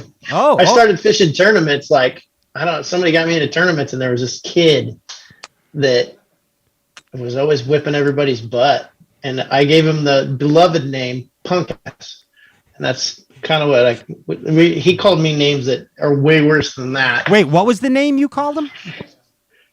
What is it, Brandon? Called me Punk Ass. Oh, Punk Ass. Oh, wow. Those are fighting words, bud. They kind of were. But I mean, they were like agape version of Punk Ass. Okay, gotcha. Yeah. On the south side, you call somebody a punk ass bitch, you're fighting. 100%. I mean, right, Dan Quinn? You've been to Chicago.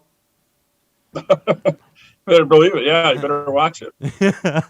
Fighter's got a whole duck cave back there. You see that, Takumi? It's a whole duck palace. Seth, do you have more ducks mounted than fish? Oh yeah. I have the only fish I've actually mounted that I've caught is a walleye and a brown trout. Yeah, I've never mounted a fish either. Small child. How big is the brown trout? 24-incher, bud. A Minnesota fish?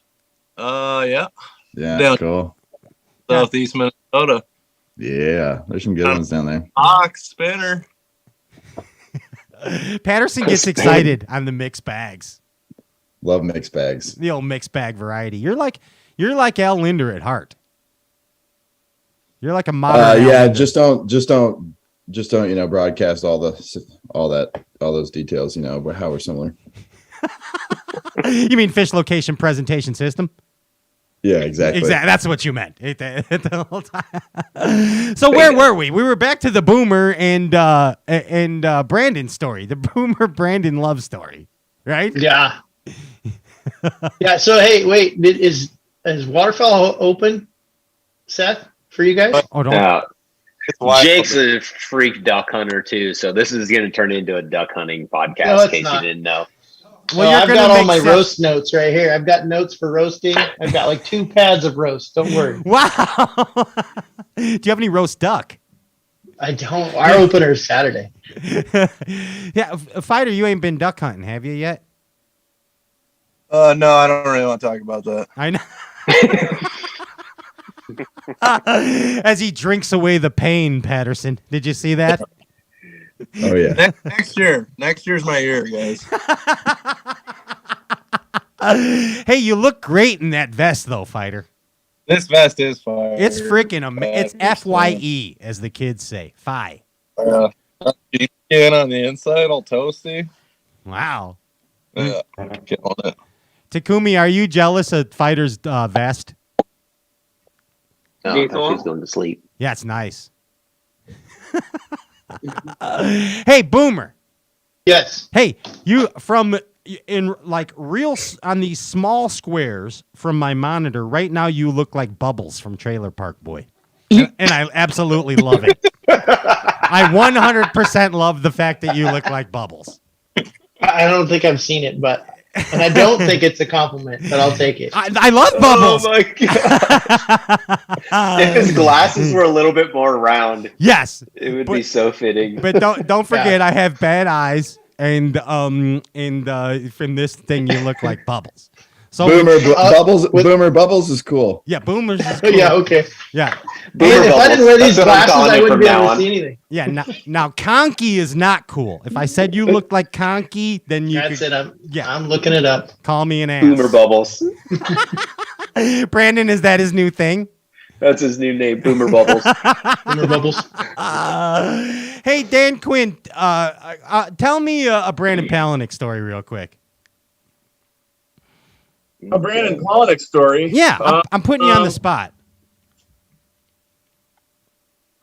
Boy. Yeah. Well, how about this? My cocktail is inspired by Brandon. I like the last that. time I was visiting with him, he taught me one of the coolest things I've ever seen. Okay. And that is to fill a cup with tin cup and smoke it. Whoa. And then drink it. Brandon is like a total cocktail connoisseur and a coffee connoisseur.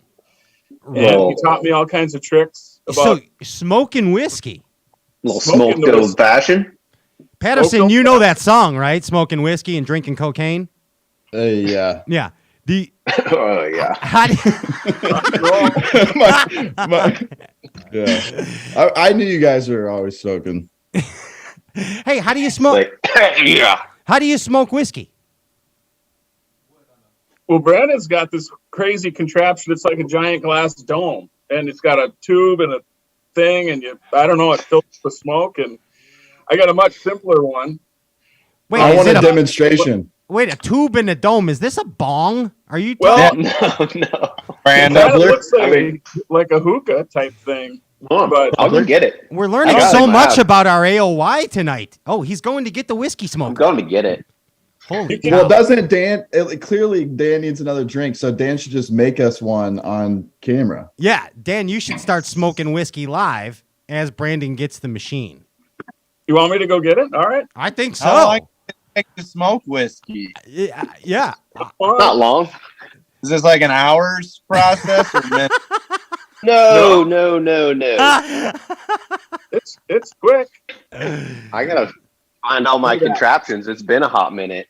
Hey, I like it. We got Brandon and Dan Quinn going to smoke whiskey or show us how to smoke whiskey. We got a college bracket champ, and wait, who do we got now popping in at the bottom? Ginge, the screens are so small. Okay, it's I Bill. have my contraptions. Holy cow! It's Bill Weidler. It's St. Clair Oh Elite my Series gosh. champion Bill Weidler joining the show now. How's it going, guys? What's up, Bill? Holy cow! Don't know it. All right, I have my contraption. All right, Bill, we're catching you up. Brandon is smoking whiskey right now. This one's. Oh, this is interesting. He's So got. this is work. So I'm not actually gonna smoke the whiskey right now, but Okay. you take your glass, Whoa, usually what? like a short glass. Dan's got someone's got to do it. I think Dan's going to get it. Okay. This is gonna be a big tease if we don't But actually get his this. is Exactly. different. It's like I mean, no I guess money I shot. could, Yeah. All right, so but Brandon. it's got this little tube insertion point. Sure Shove the sounds. plastic tube in there. Plastic tube then connects to. I'm missing a piece. Man, will you open up? I got the stuff with me. Dave, man, open There we up. go. Dave? Yeah, Dave. Dave's I not don't know. here. No, man. What does that Hey, sound? Dave, man, will you come on? Open Open up the door. Will you Somebody's trying to buy something here. They think things are going on. I don't know. Somebody's at the door. There's bongs. There's college kids. I don't have a lighter. There's but I literally Patterson. could I do don't this know. right Bill now. Weidler's I'm here. so intrigued right now. Yeah. Where is that coming from? Takumi. Okay, so Takumi's not. I don't know what's good. Takumi, this is your next YouTube video for your you put channel. your little like wood chips in here. Yes. You light it, switch this on. You hear the fan. The fan blows it, and it blows the smoke into this contraption, and then it just smokes your whatever drink you got in there. You can smoke guacamole. You can smoke whatever you want in there. I got something that's easier and maybe more fun. What's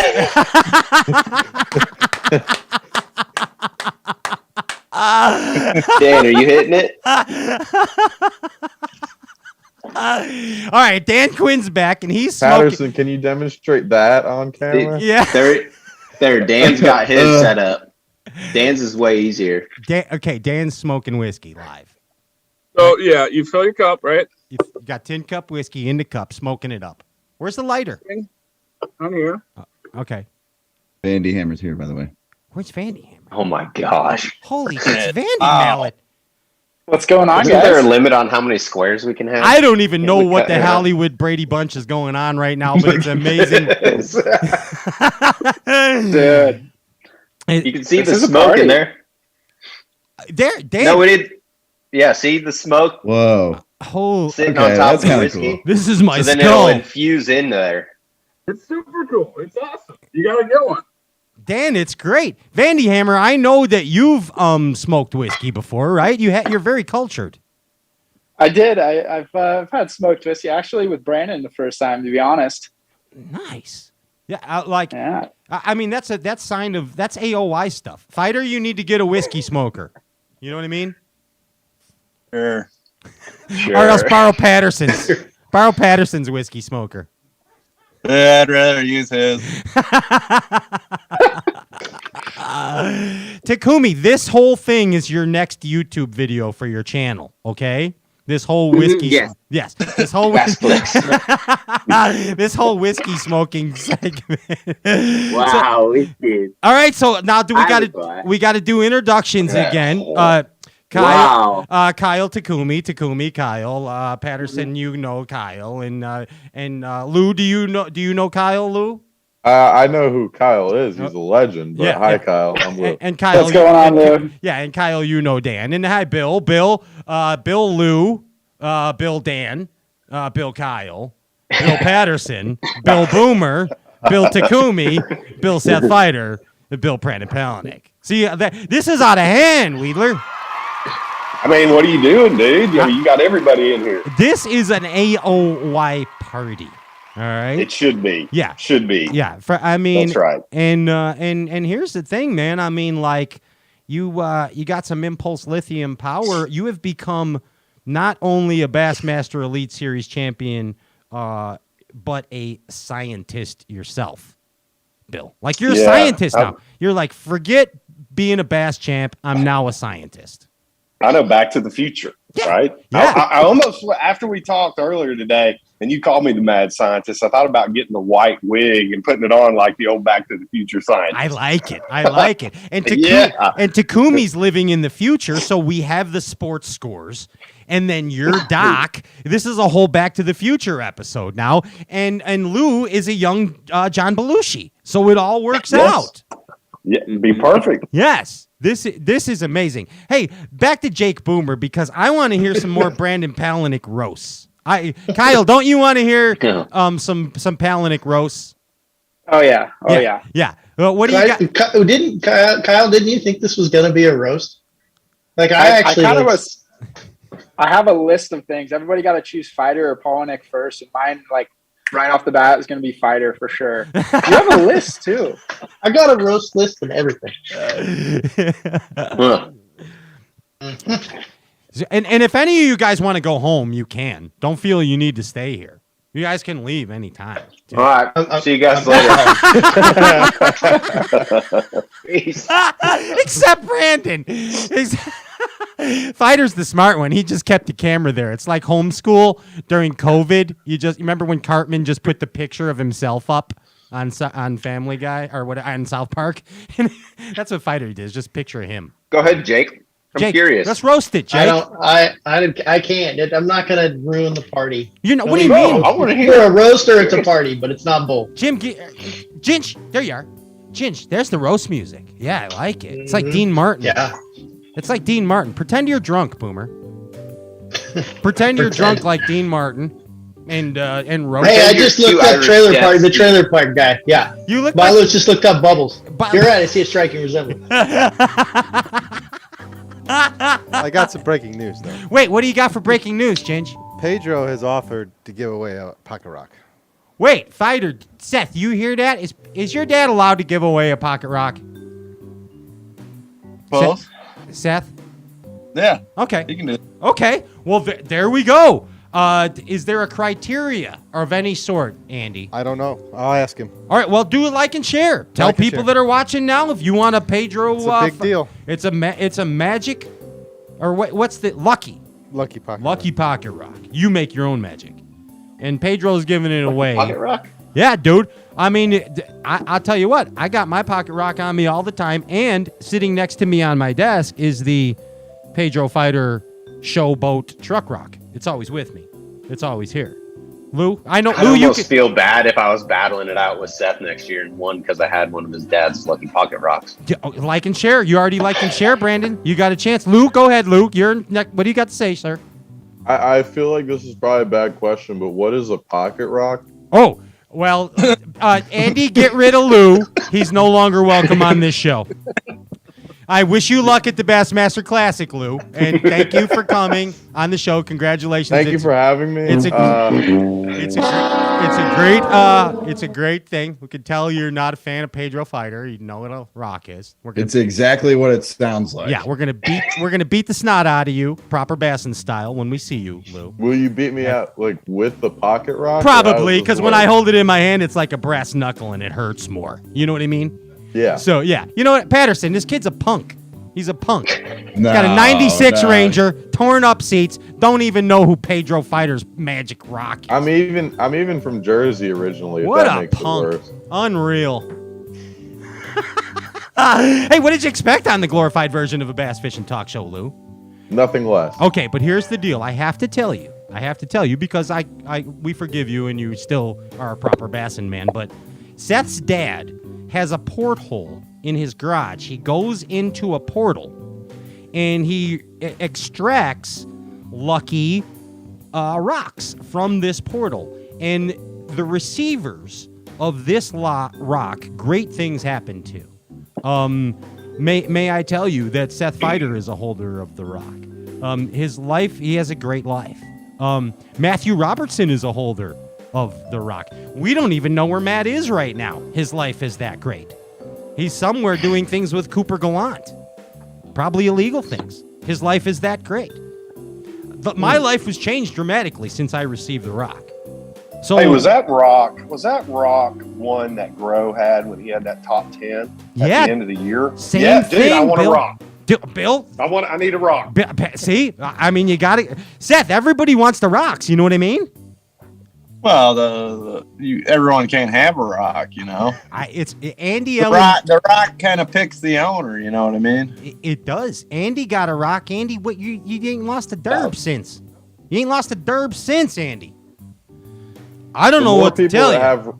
I feel like the more people that have a rock, the less rewarding those who have the rock are. So, I mean, yeah. It's. I know you're thinking Thor's hammer, and I get your point of view. I know exactly that you were thinking that.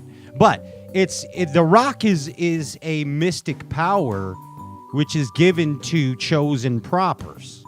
Okay? So it's a reflection of Pedro. So for example, this is how Pedro works. Let's just say that somebody wins this and then Pedro goes and looks at their Facebook page and they're holding a pike up by the eyes. They will not get the rock. Pedro will not send them the rock. So the rock just does not go to anyone, Lou. A pike? Yeah. What, Patterson? No, I'm just kidding. Well, I don't like pike either, but those type of people that hold them up, Seth knows. We've had these conversations. if you have that profile picture, we profile you as a pike eye holder guy. You know what I mean? Yeah, I mean, I don't want to poke anything in the eyes. Yeah, exactly. Well, hey, Lou, do you get this now? Do you get everything? Yes. Okay. Are we up? Are Totally we caught up? understanding. Are we caught up, Lou? Yes. Yes. Kyle, do you believe this kid, Vandy Malik? I mean, he's obviously a rookie, but you know. Hey, Kyle, wasn't Brandon way better than Ronnie Moore at announcing on the live? Not gonna lie, I think Brandon could have a potential, but he's gonna have to take a little pointers from me and Seth, maybe some Boomer pointers for sure, and Patterson for sure too. Yeah, and I see Brandon in a cool jacket with like a network logo in like 15 years, just announcing the hell out of shit. That sounds miserable. Yeah, just announcing the hell out of this shit. You know? Can we start up like a dark web commentary of Bass Elite Series events while it's happening, and then like share it out over a secret? I'm here for that. I would be on that. Absolutely. You know what I'm saying? You had me at dark web, Patterson. Yeah, you had me invite only. Takumi, do you have the dark web in Japan? What is it, dark web? The dark web is a dark internet place. It's like a He knows. He knows. He's just smart enough not to say. He knows what that's it is. right. Yes, exactly. What happens in the it's like the first rule of Fight Club. Kyle, I gotta ask, is that like a custom bass hat, or because it's fitting too well to be one of the ones that comes in the mail with your subscription? Dude, these are Go ahead, special. Patterson. Yeah. Yeah. Thank you. This segment is brought to you by Sims Fishing Products. We made Sims those Fishing, hats. gladly serving the bass community for X amount of years. Here's Patterson. We made those for the Lake Fork event. Mm. And then I got highly sought after, by the way. I got yelled at for handing them out. Fighter, you got one of those, Fighter? No, I can't even see Vandy right now. I wish I could. I don't even. Dude. I know what you're talking about, but I don't. You might have to change your the way your screens, your view. I got three How options. do you change them?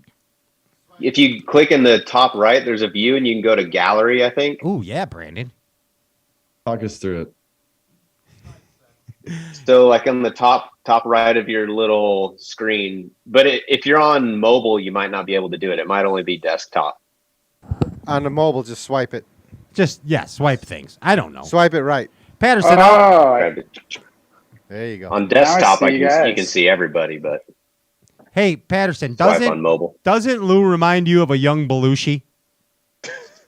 I like Lou. Yeah, I do too. Yeah, Yeah. He is like a young Belushi. You know what I mean? Yeah, he seems like a cool dude to hang out with. Hey, Lou, have you ever smashed a guitar at a college frat party? Can I lie and say yes? Sure. Yeah, absolutely. Yes. All right, so hey, back to the show. Like and share the podcast deal tonight, and you can get a chance to win a magical lucky pocket rock from Pedro Feider. Hey, so Boomer, no roasting. We're not gonna roast. Oh, I'm not going to ruin the party. Is it really bad? Like, were they really? Boomer Bubbles, you better bring that sheet on Monday because I want to read it. Whoa. Well, I mean, Boomer Bubbles. I mean, that was a roast right there. Even though Bubbles is a I compliment. know he's like poking the bear. Right? But seriously, like though, me and Vandy are going to get our notepads out and get for real. Hey, Vandy doesn't actually use notepads; he just uses Post-it notes. So you're going to need a big year Post-it notes, Vandy. Vandy, you were in high school with Palaniuk, right? Yeah, I was just a little bit younger, but yeah, went to school with Brandon. Yeah. So out of all our guests tonight, like when you and Brandon were hanging out, let's say hanging out in high school, which one of our guests tonight do you think you would be most likely to pal around with out of all these guys here? Oh, dude, Patterson for sure. Yeah, Patterson. Yeah. Yeah. He's Patterson would be the homie. I picture Patterson in high school being a pretty rad dude too. Yeah. Yeah, just doing cool stuff. You know what I mean? I had salad like Lou's. I had it down to my shoulders. Yeah. Hey. Oh yeah. Did you have a puka shell necklace?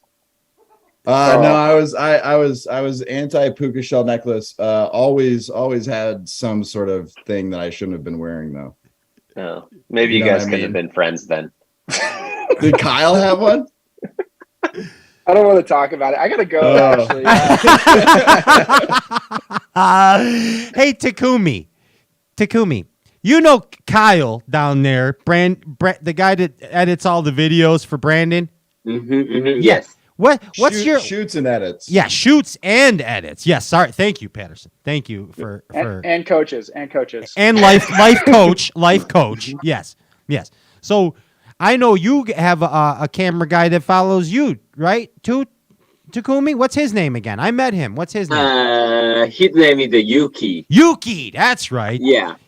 Yuki and Kyle is a good friend. So Yuki love US. So Yuki come a couple months come in the US and video shoot. And him and Kyle are gonna hang out on a cool boat and like drive motorcycles and smoke cigarettes and pick up babes and all kinds of cool stuff, right? That's what Kyle does. So I want Yuki. So Kyle, when you talk to Yuki, can you please convince Yuki to convince Taku to grow his hair out? Okay. Oh, dude. We want bushy hair Taku. That's what we want. I feel like Taku could rock like a mullet, like really tight on the sides and long mullet in the back. Yes. I think that would be the style. Will you do that, Taku? Grow a mullet? Sorry, one more please. Yeah, grow a mullet like Matt Robertson. His hair, like you know how Matt has but like better. Long but better. Yes, long but long, luxurious Japanese hair. You know what I mean? In a mullet. What mullet? A mullet is where you have it's business in the Mississippi front. mud flap. Yeah, business in the front, party in the back. Oh, you know it's a hairstyle. Short hair here, long hair down the back. Oh, yeah. Japan.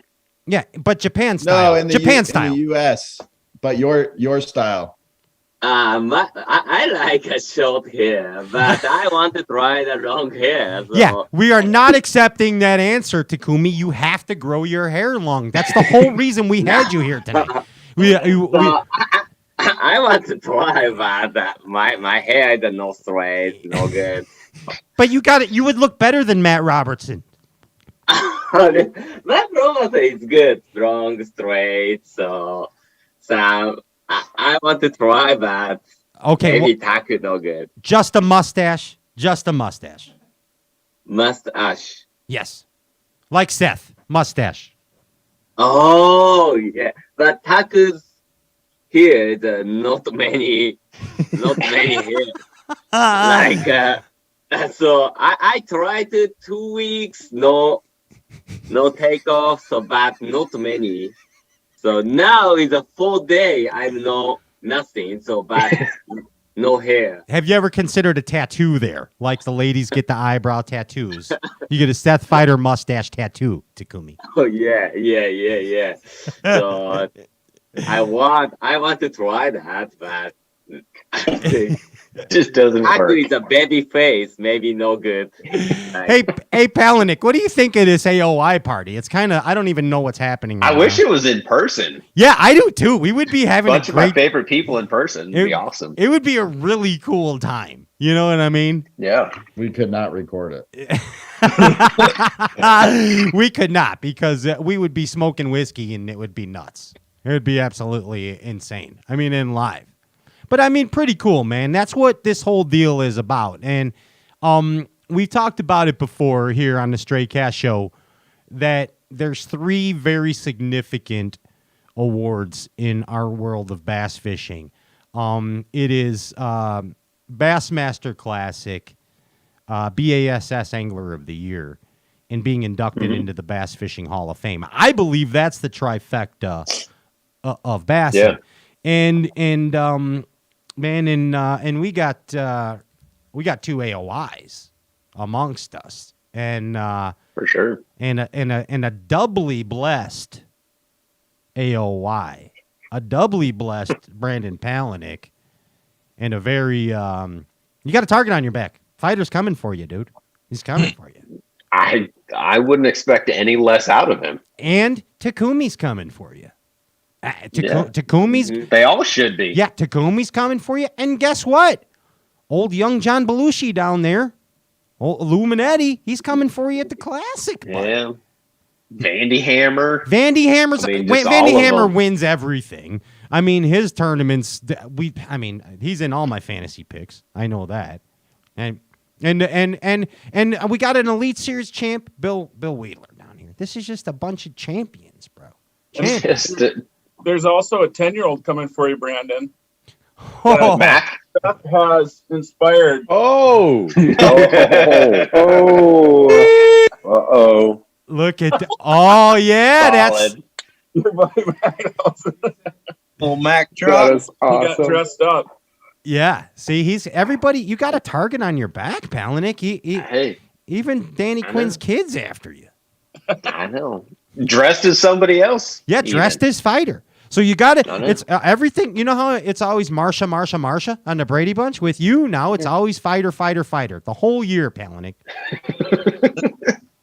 The whole year. I would love to battle it out with no one more than Seth Fighter. That'd be awesome. Hey, it's going to happen. It's happening next year.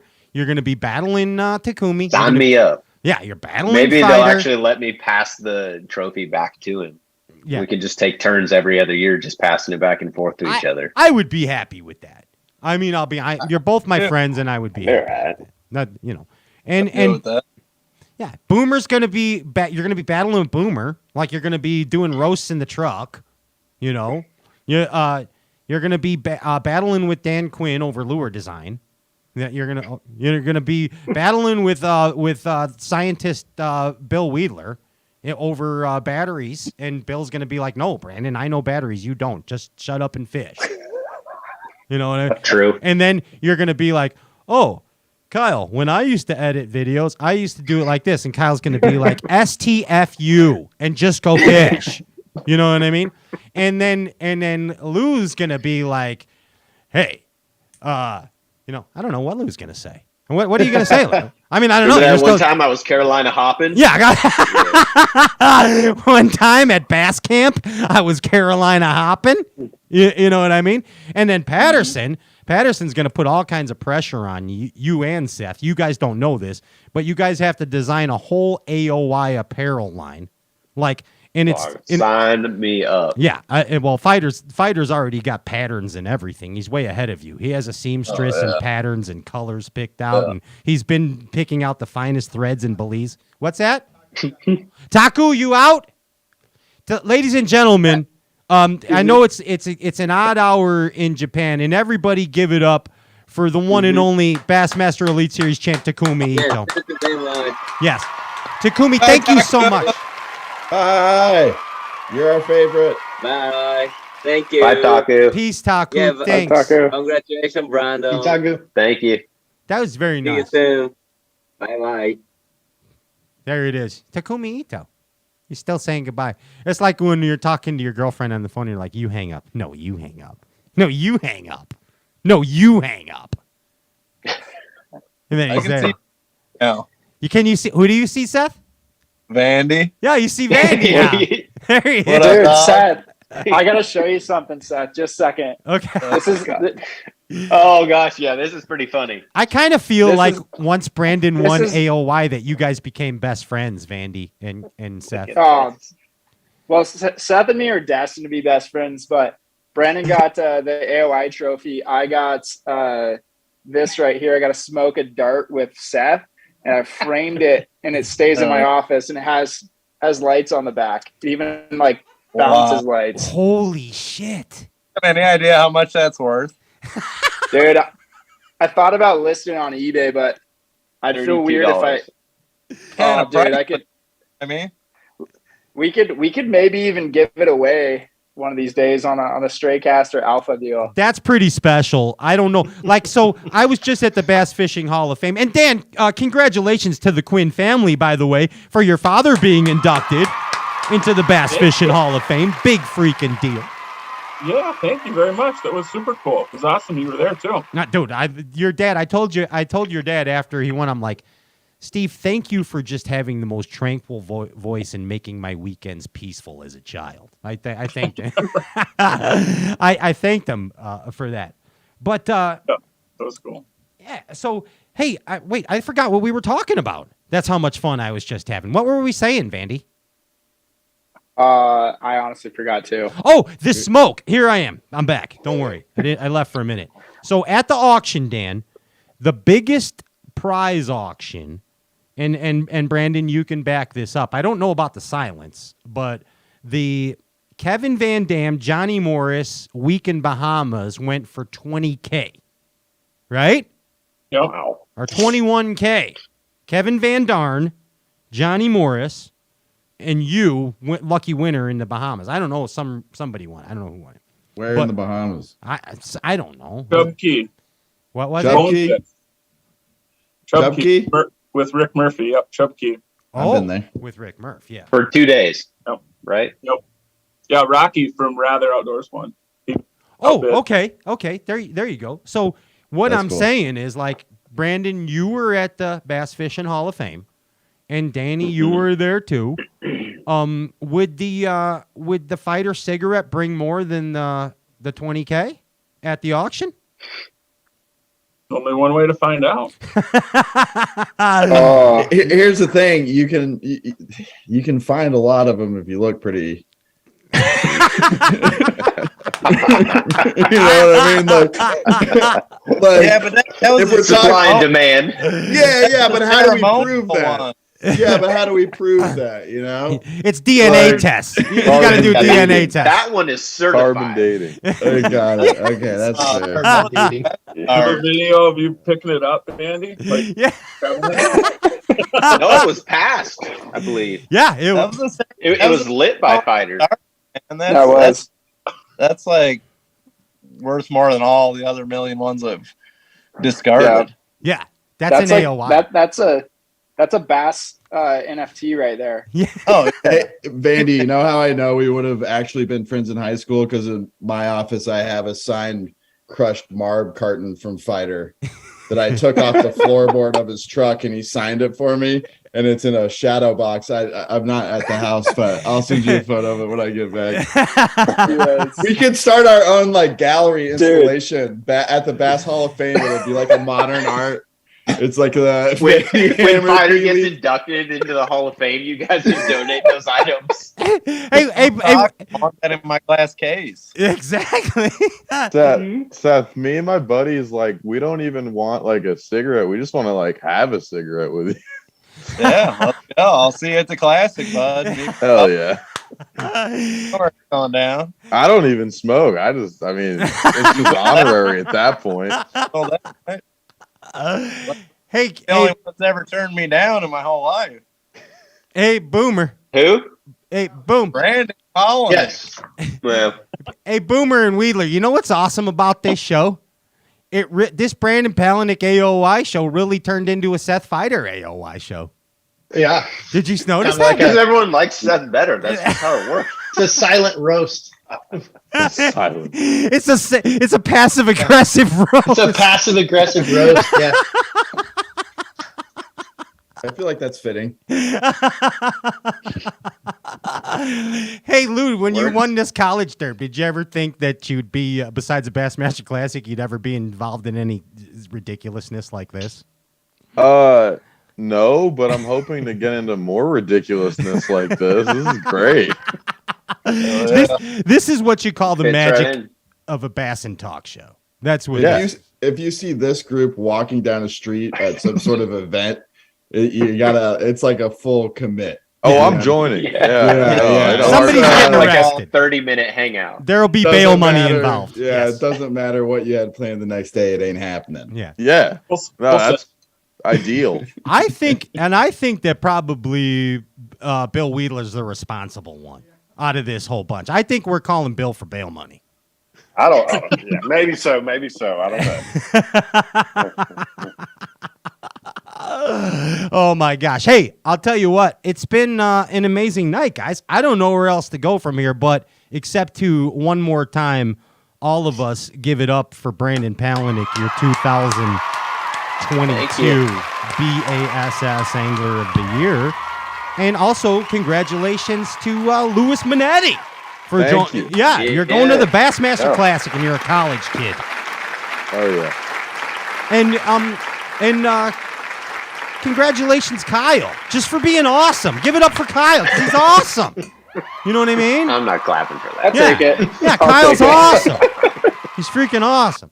And give it and Get back to work. And give it up for Kyle works hard. Yeah, and give it up for Boomer, because Boomer's a genius. You really are a genius, Boomer.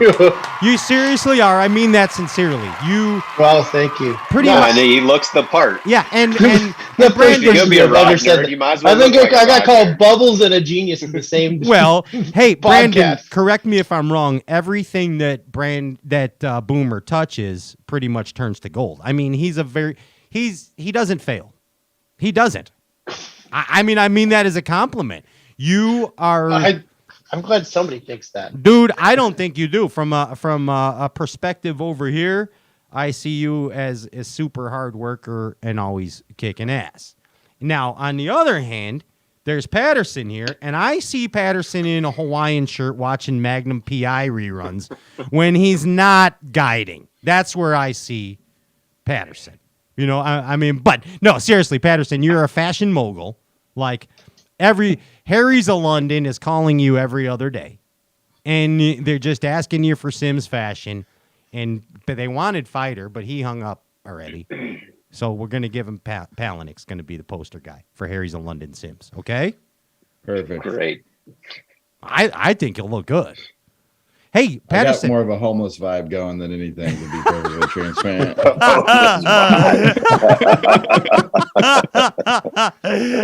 Hey, Patterson, I wore Sims pants to the Hall of Fame dinner.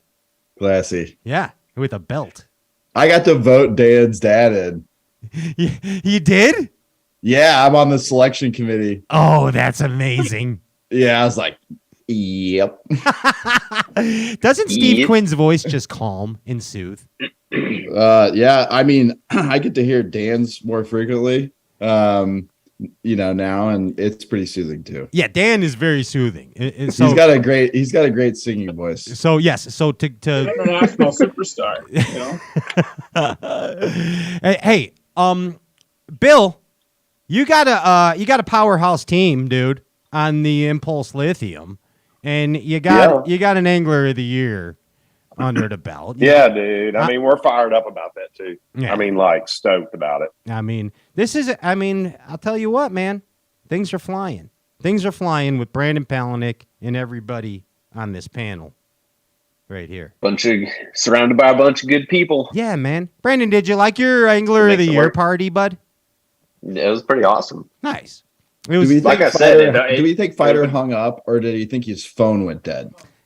Is it dead? Is that what happened? Phone dead. Its phone is probably. You guys want to take a bet? Yeah. No, There's no way he had it charged because it was leaning. You know what I mean? Yeah. So like he didn't have it on a stand, right? So the cord wasn't there. I don't think he would have just bounced. I bet his phone died. Well, I'd be okay if he just bounced. That's fine. Yeah. It's Seth No, Fighter. you can't just leave without saying bye. Well, yeah, The no. old Irish We goodbye. can't let that slide. Yeah. Well, okay. Well, here's what we can't let slide. Right, Dad. Brandon, you said it yourself that Danny Quinn has the voice of an angel. And he's kind of like a mix, like Farrell would say, between Fergie and Jesus when he sings. And Ultimate serenade. yeah, yes. And Dan, could you bring us out with When Irish Eyes Are Smiling? What?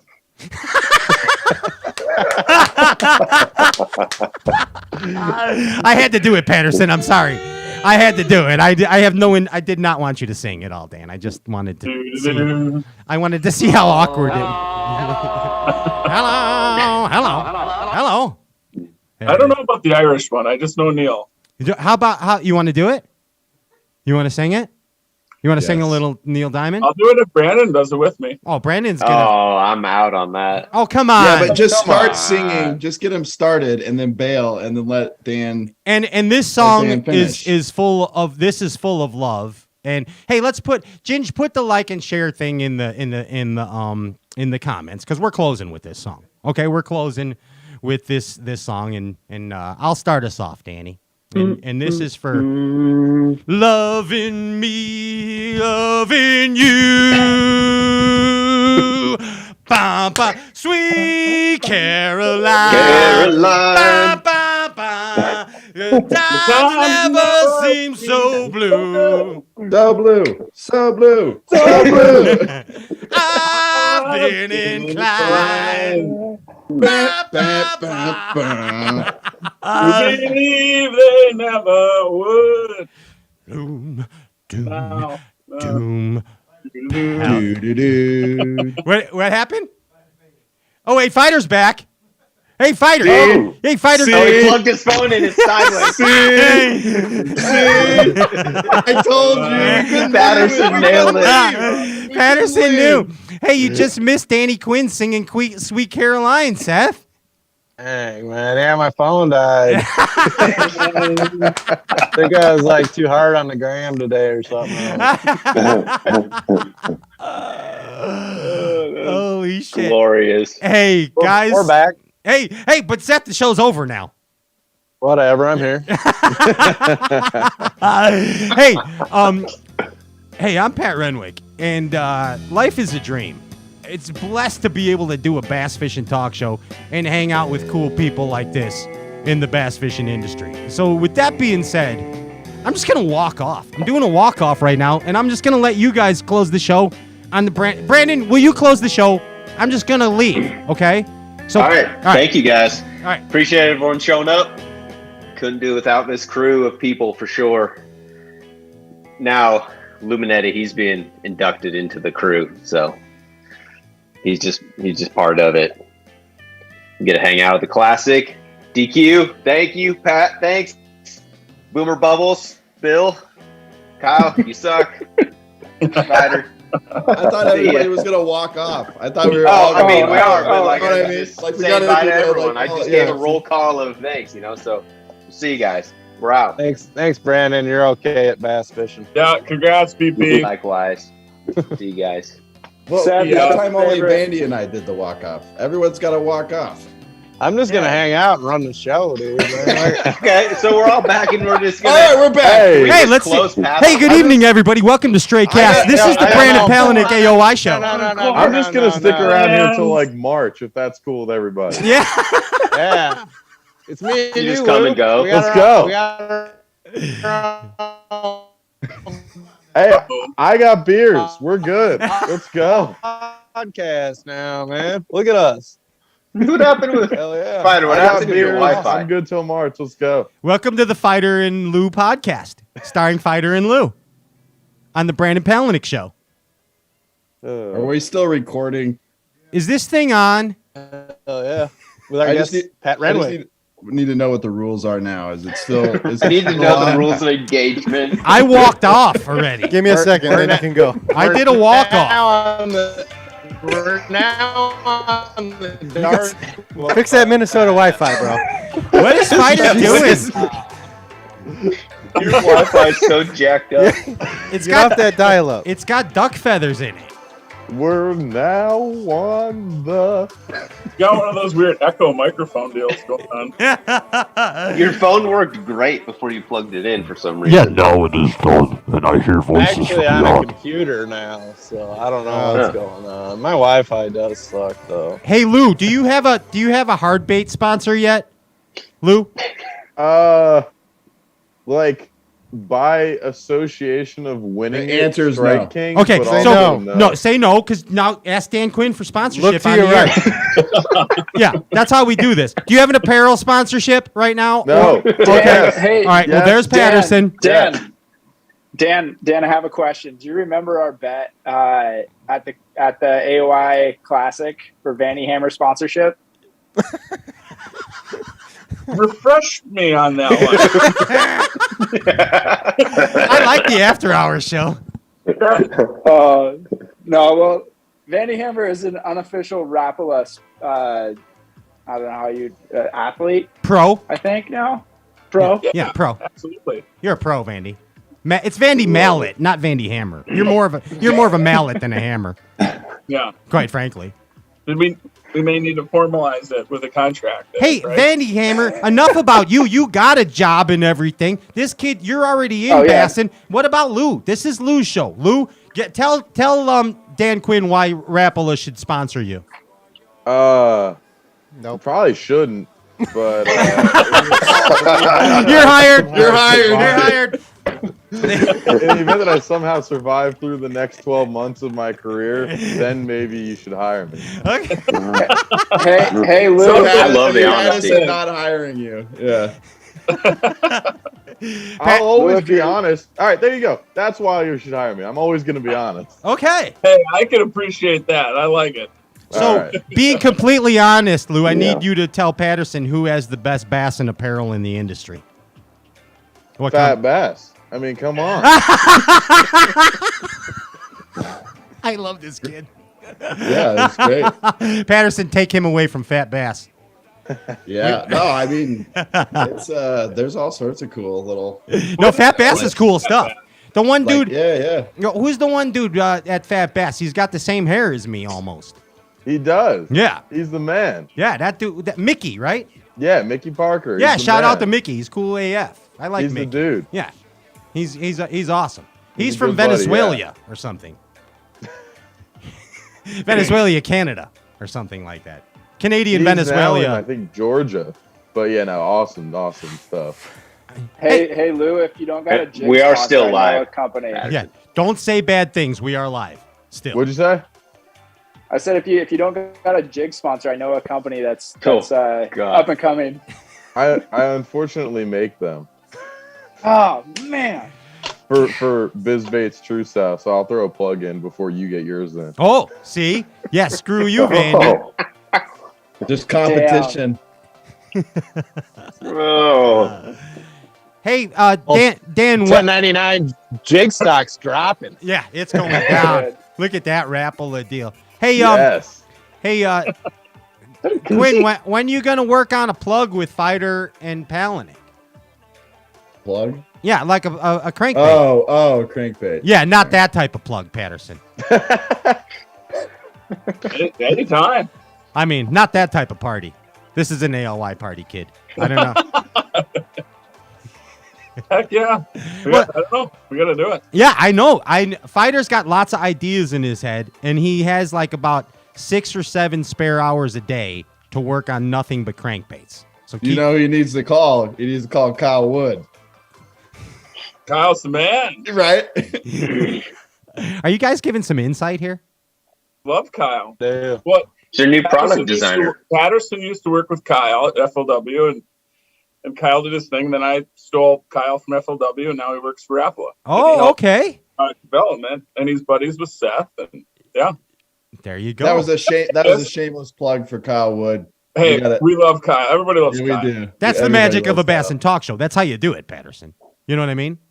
If Kyle used to fish out of Seth's boat that he won that he forgot he had, the weedy. Just like, or Kyle just used the boat kind of like his own for a couple of years, didn't he, Seth? Oh yeah.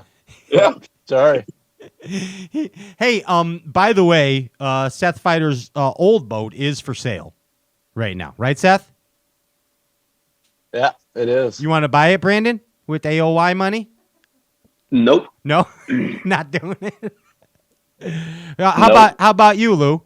Hey, Palaniuk, can you at least fix the dent in the trailer? Yeah, Tiff still is mad about that. Well, she's not mad about it. She still feels bad about it.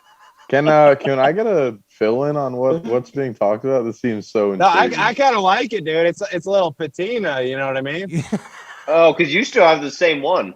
Yeah, I got the boat from last year with the dent caused by last year's AOY boat with a dent in it caused by this year's AOY. So I mean, it should probably be in the Hall of Fame, right? Yes, it needs to be with the cigarette. Yeah. With the cigarette, yes. Yeah. Oh no, Tiff brings that up on about a weekly basis. Did he get his trailer fixed? Wow. Do we need to send him a check for his trailer? Of course you do. I'm like, yeah, anytime. But the value will go up in the auction, in the silent auction at the Hall of Fame when you bring the trailer there, Brandon. Yeah. And the I cigarette. like whole that boat. trailer. And I like that boat. Yeah, that boat that is a nice boat. We've had some good times in that boat. It's well worth it. How much you selling it for, Fighter? $75,000. Would you take 74 if somebody showed up? Yeah.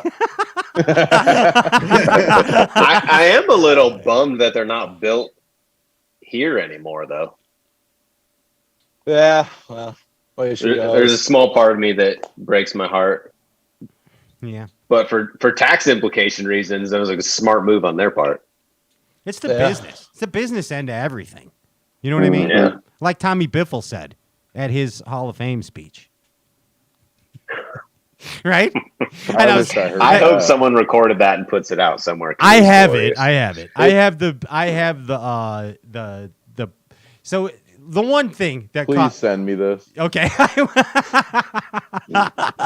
we need Pat, we need the video thing that comes into the screen so we can all watch it at the same time and commentate on it. I wish we had that screen share. Ginge, can I do that? Can I send it to you and we play it?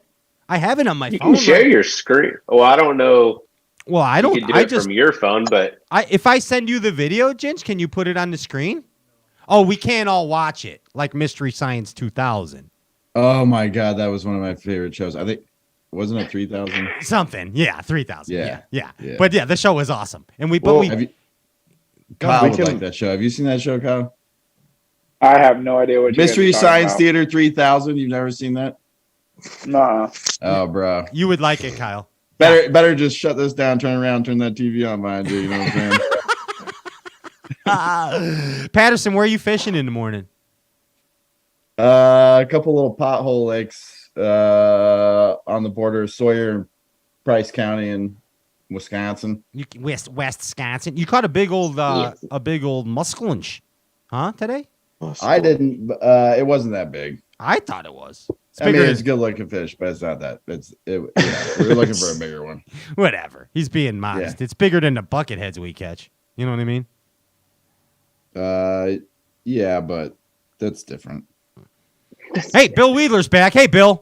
How you doing? Hey. Were you making Doing batteries? good, Were you designing batteries in the factory while you were gone? Yes, I had something I had to take care of. Hey, I thought this show closed already. This is after hours. It's typical Fighter style. Last time we did a show together, Fighter, you didn't want to end it either. No, I'll take questions.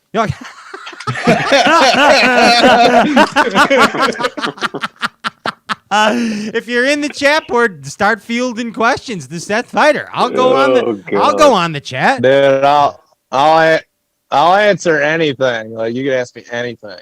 Is Dayton awake? Yeah. Dayton does not want this. Nah, she went to bed. Don't tell nobody. I got one, and I'll leave it open to interpretation. Okay. First time ? Huh? Oh man, it was really awkward, man. I don't even know if I want to go down that road. I was thinking. I left it open to interpretation. It could have been like it was in the backseat. That was a glorious question. Backseat of my buddy's car, out in front of a different buddy's house. Yeah, man, it was wild. Oh, that's amazing. Classy. Super Everyone classy. just said a small prayer for the Minnesota Wi-Fi. Like, please. Don't come out hey, Lou, that's a perfect closing segment. Let's all talk about our first time. Oh God. Who wants to go next? Yeah, who's next? Patterson, go ahead. Still a virgin. Still a virgin. Angler of the year, Brandon Palaniuk, first time. A tent in the middle of the woods. Tent in the middle, appropriate. I could see that. Yeah. Okay. And Dan Quinn? First time catching a bass? Sure. Whatever. First time, whatever. Open to interpretation. Yeah. In Georgia with my dad. On a bank. Oh, okay. It's a good thing this was the catching bass one. Yeah, that's for sure. Lou, how about you? It couldn't have been better. How about you, Lou? First time. Parents' basement. Parents' basement. Oh I my think gosh. there's a lot. Bill, You got no wonder you're so good. You got a bass pond in your basement.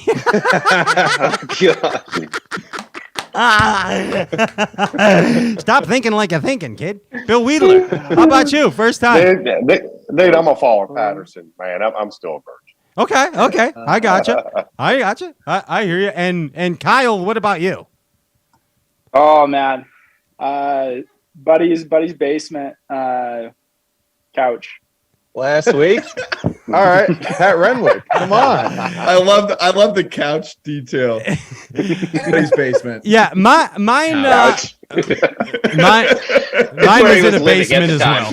Couch. Yeah. Basements in the Midwest are very common and Yes. and perfect places for first time fornicating.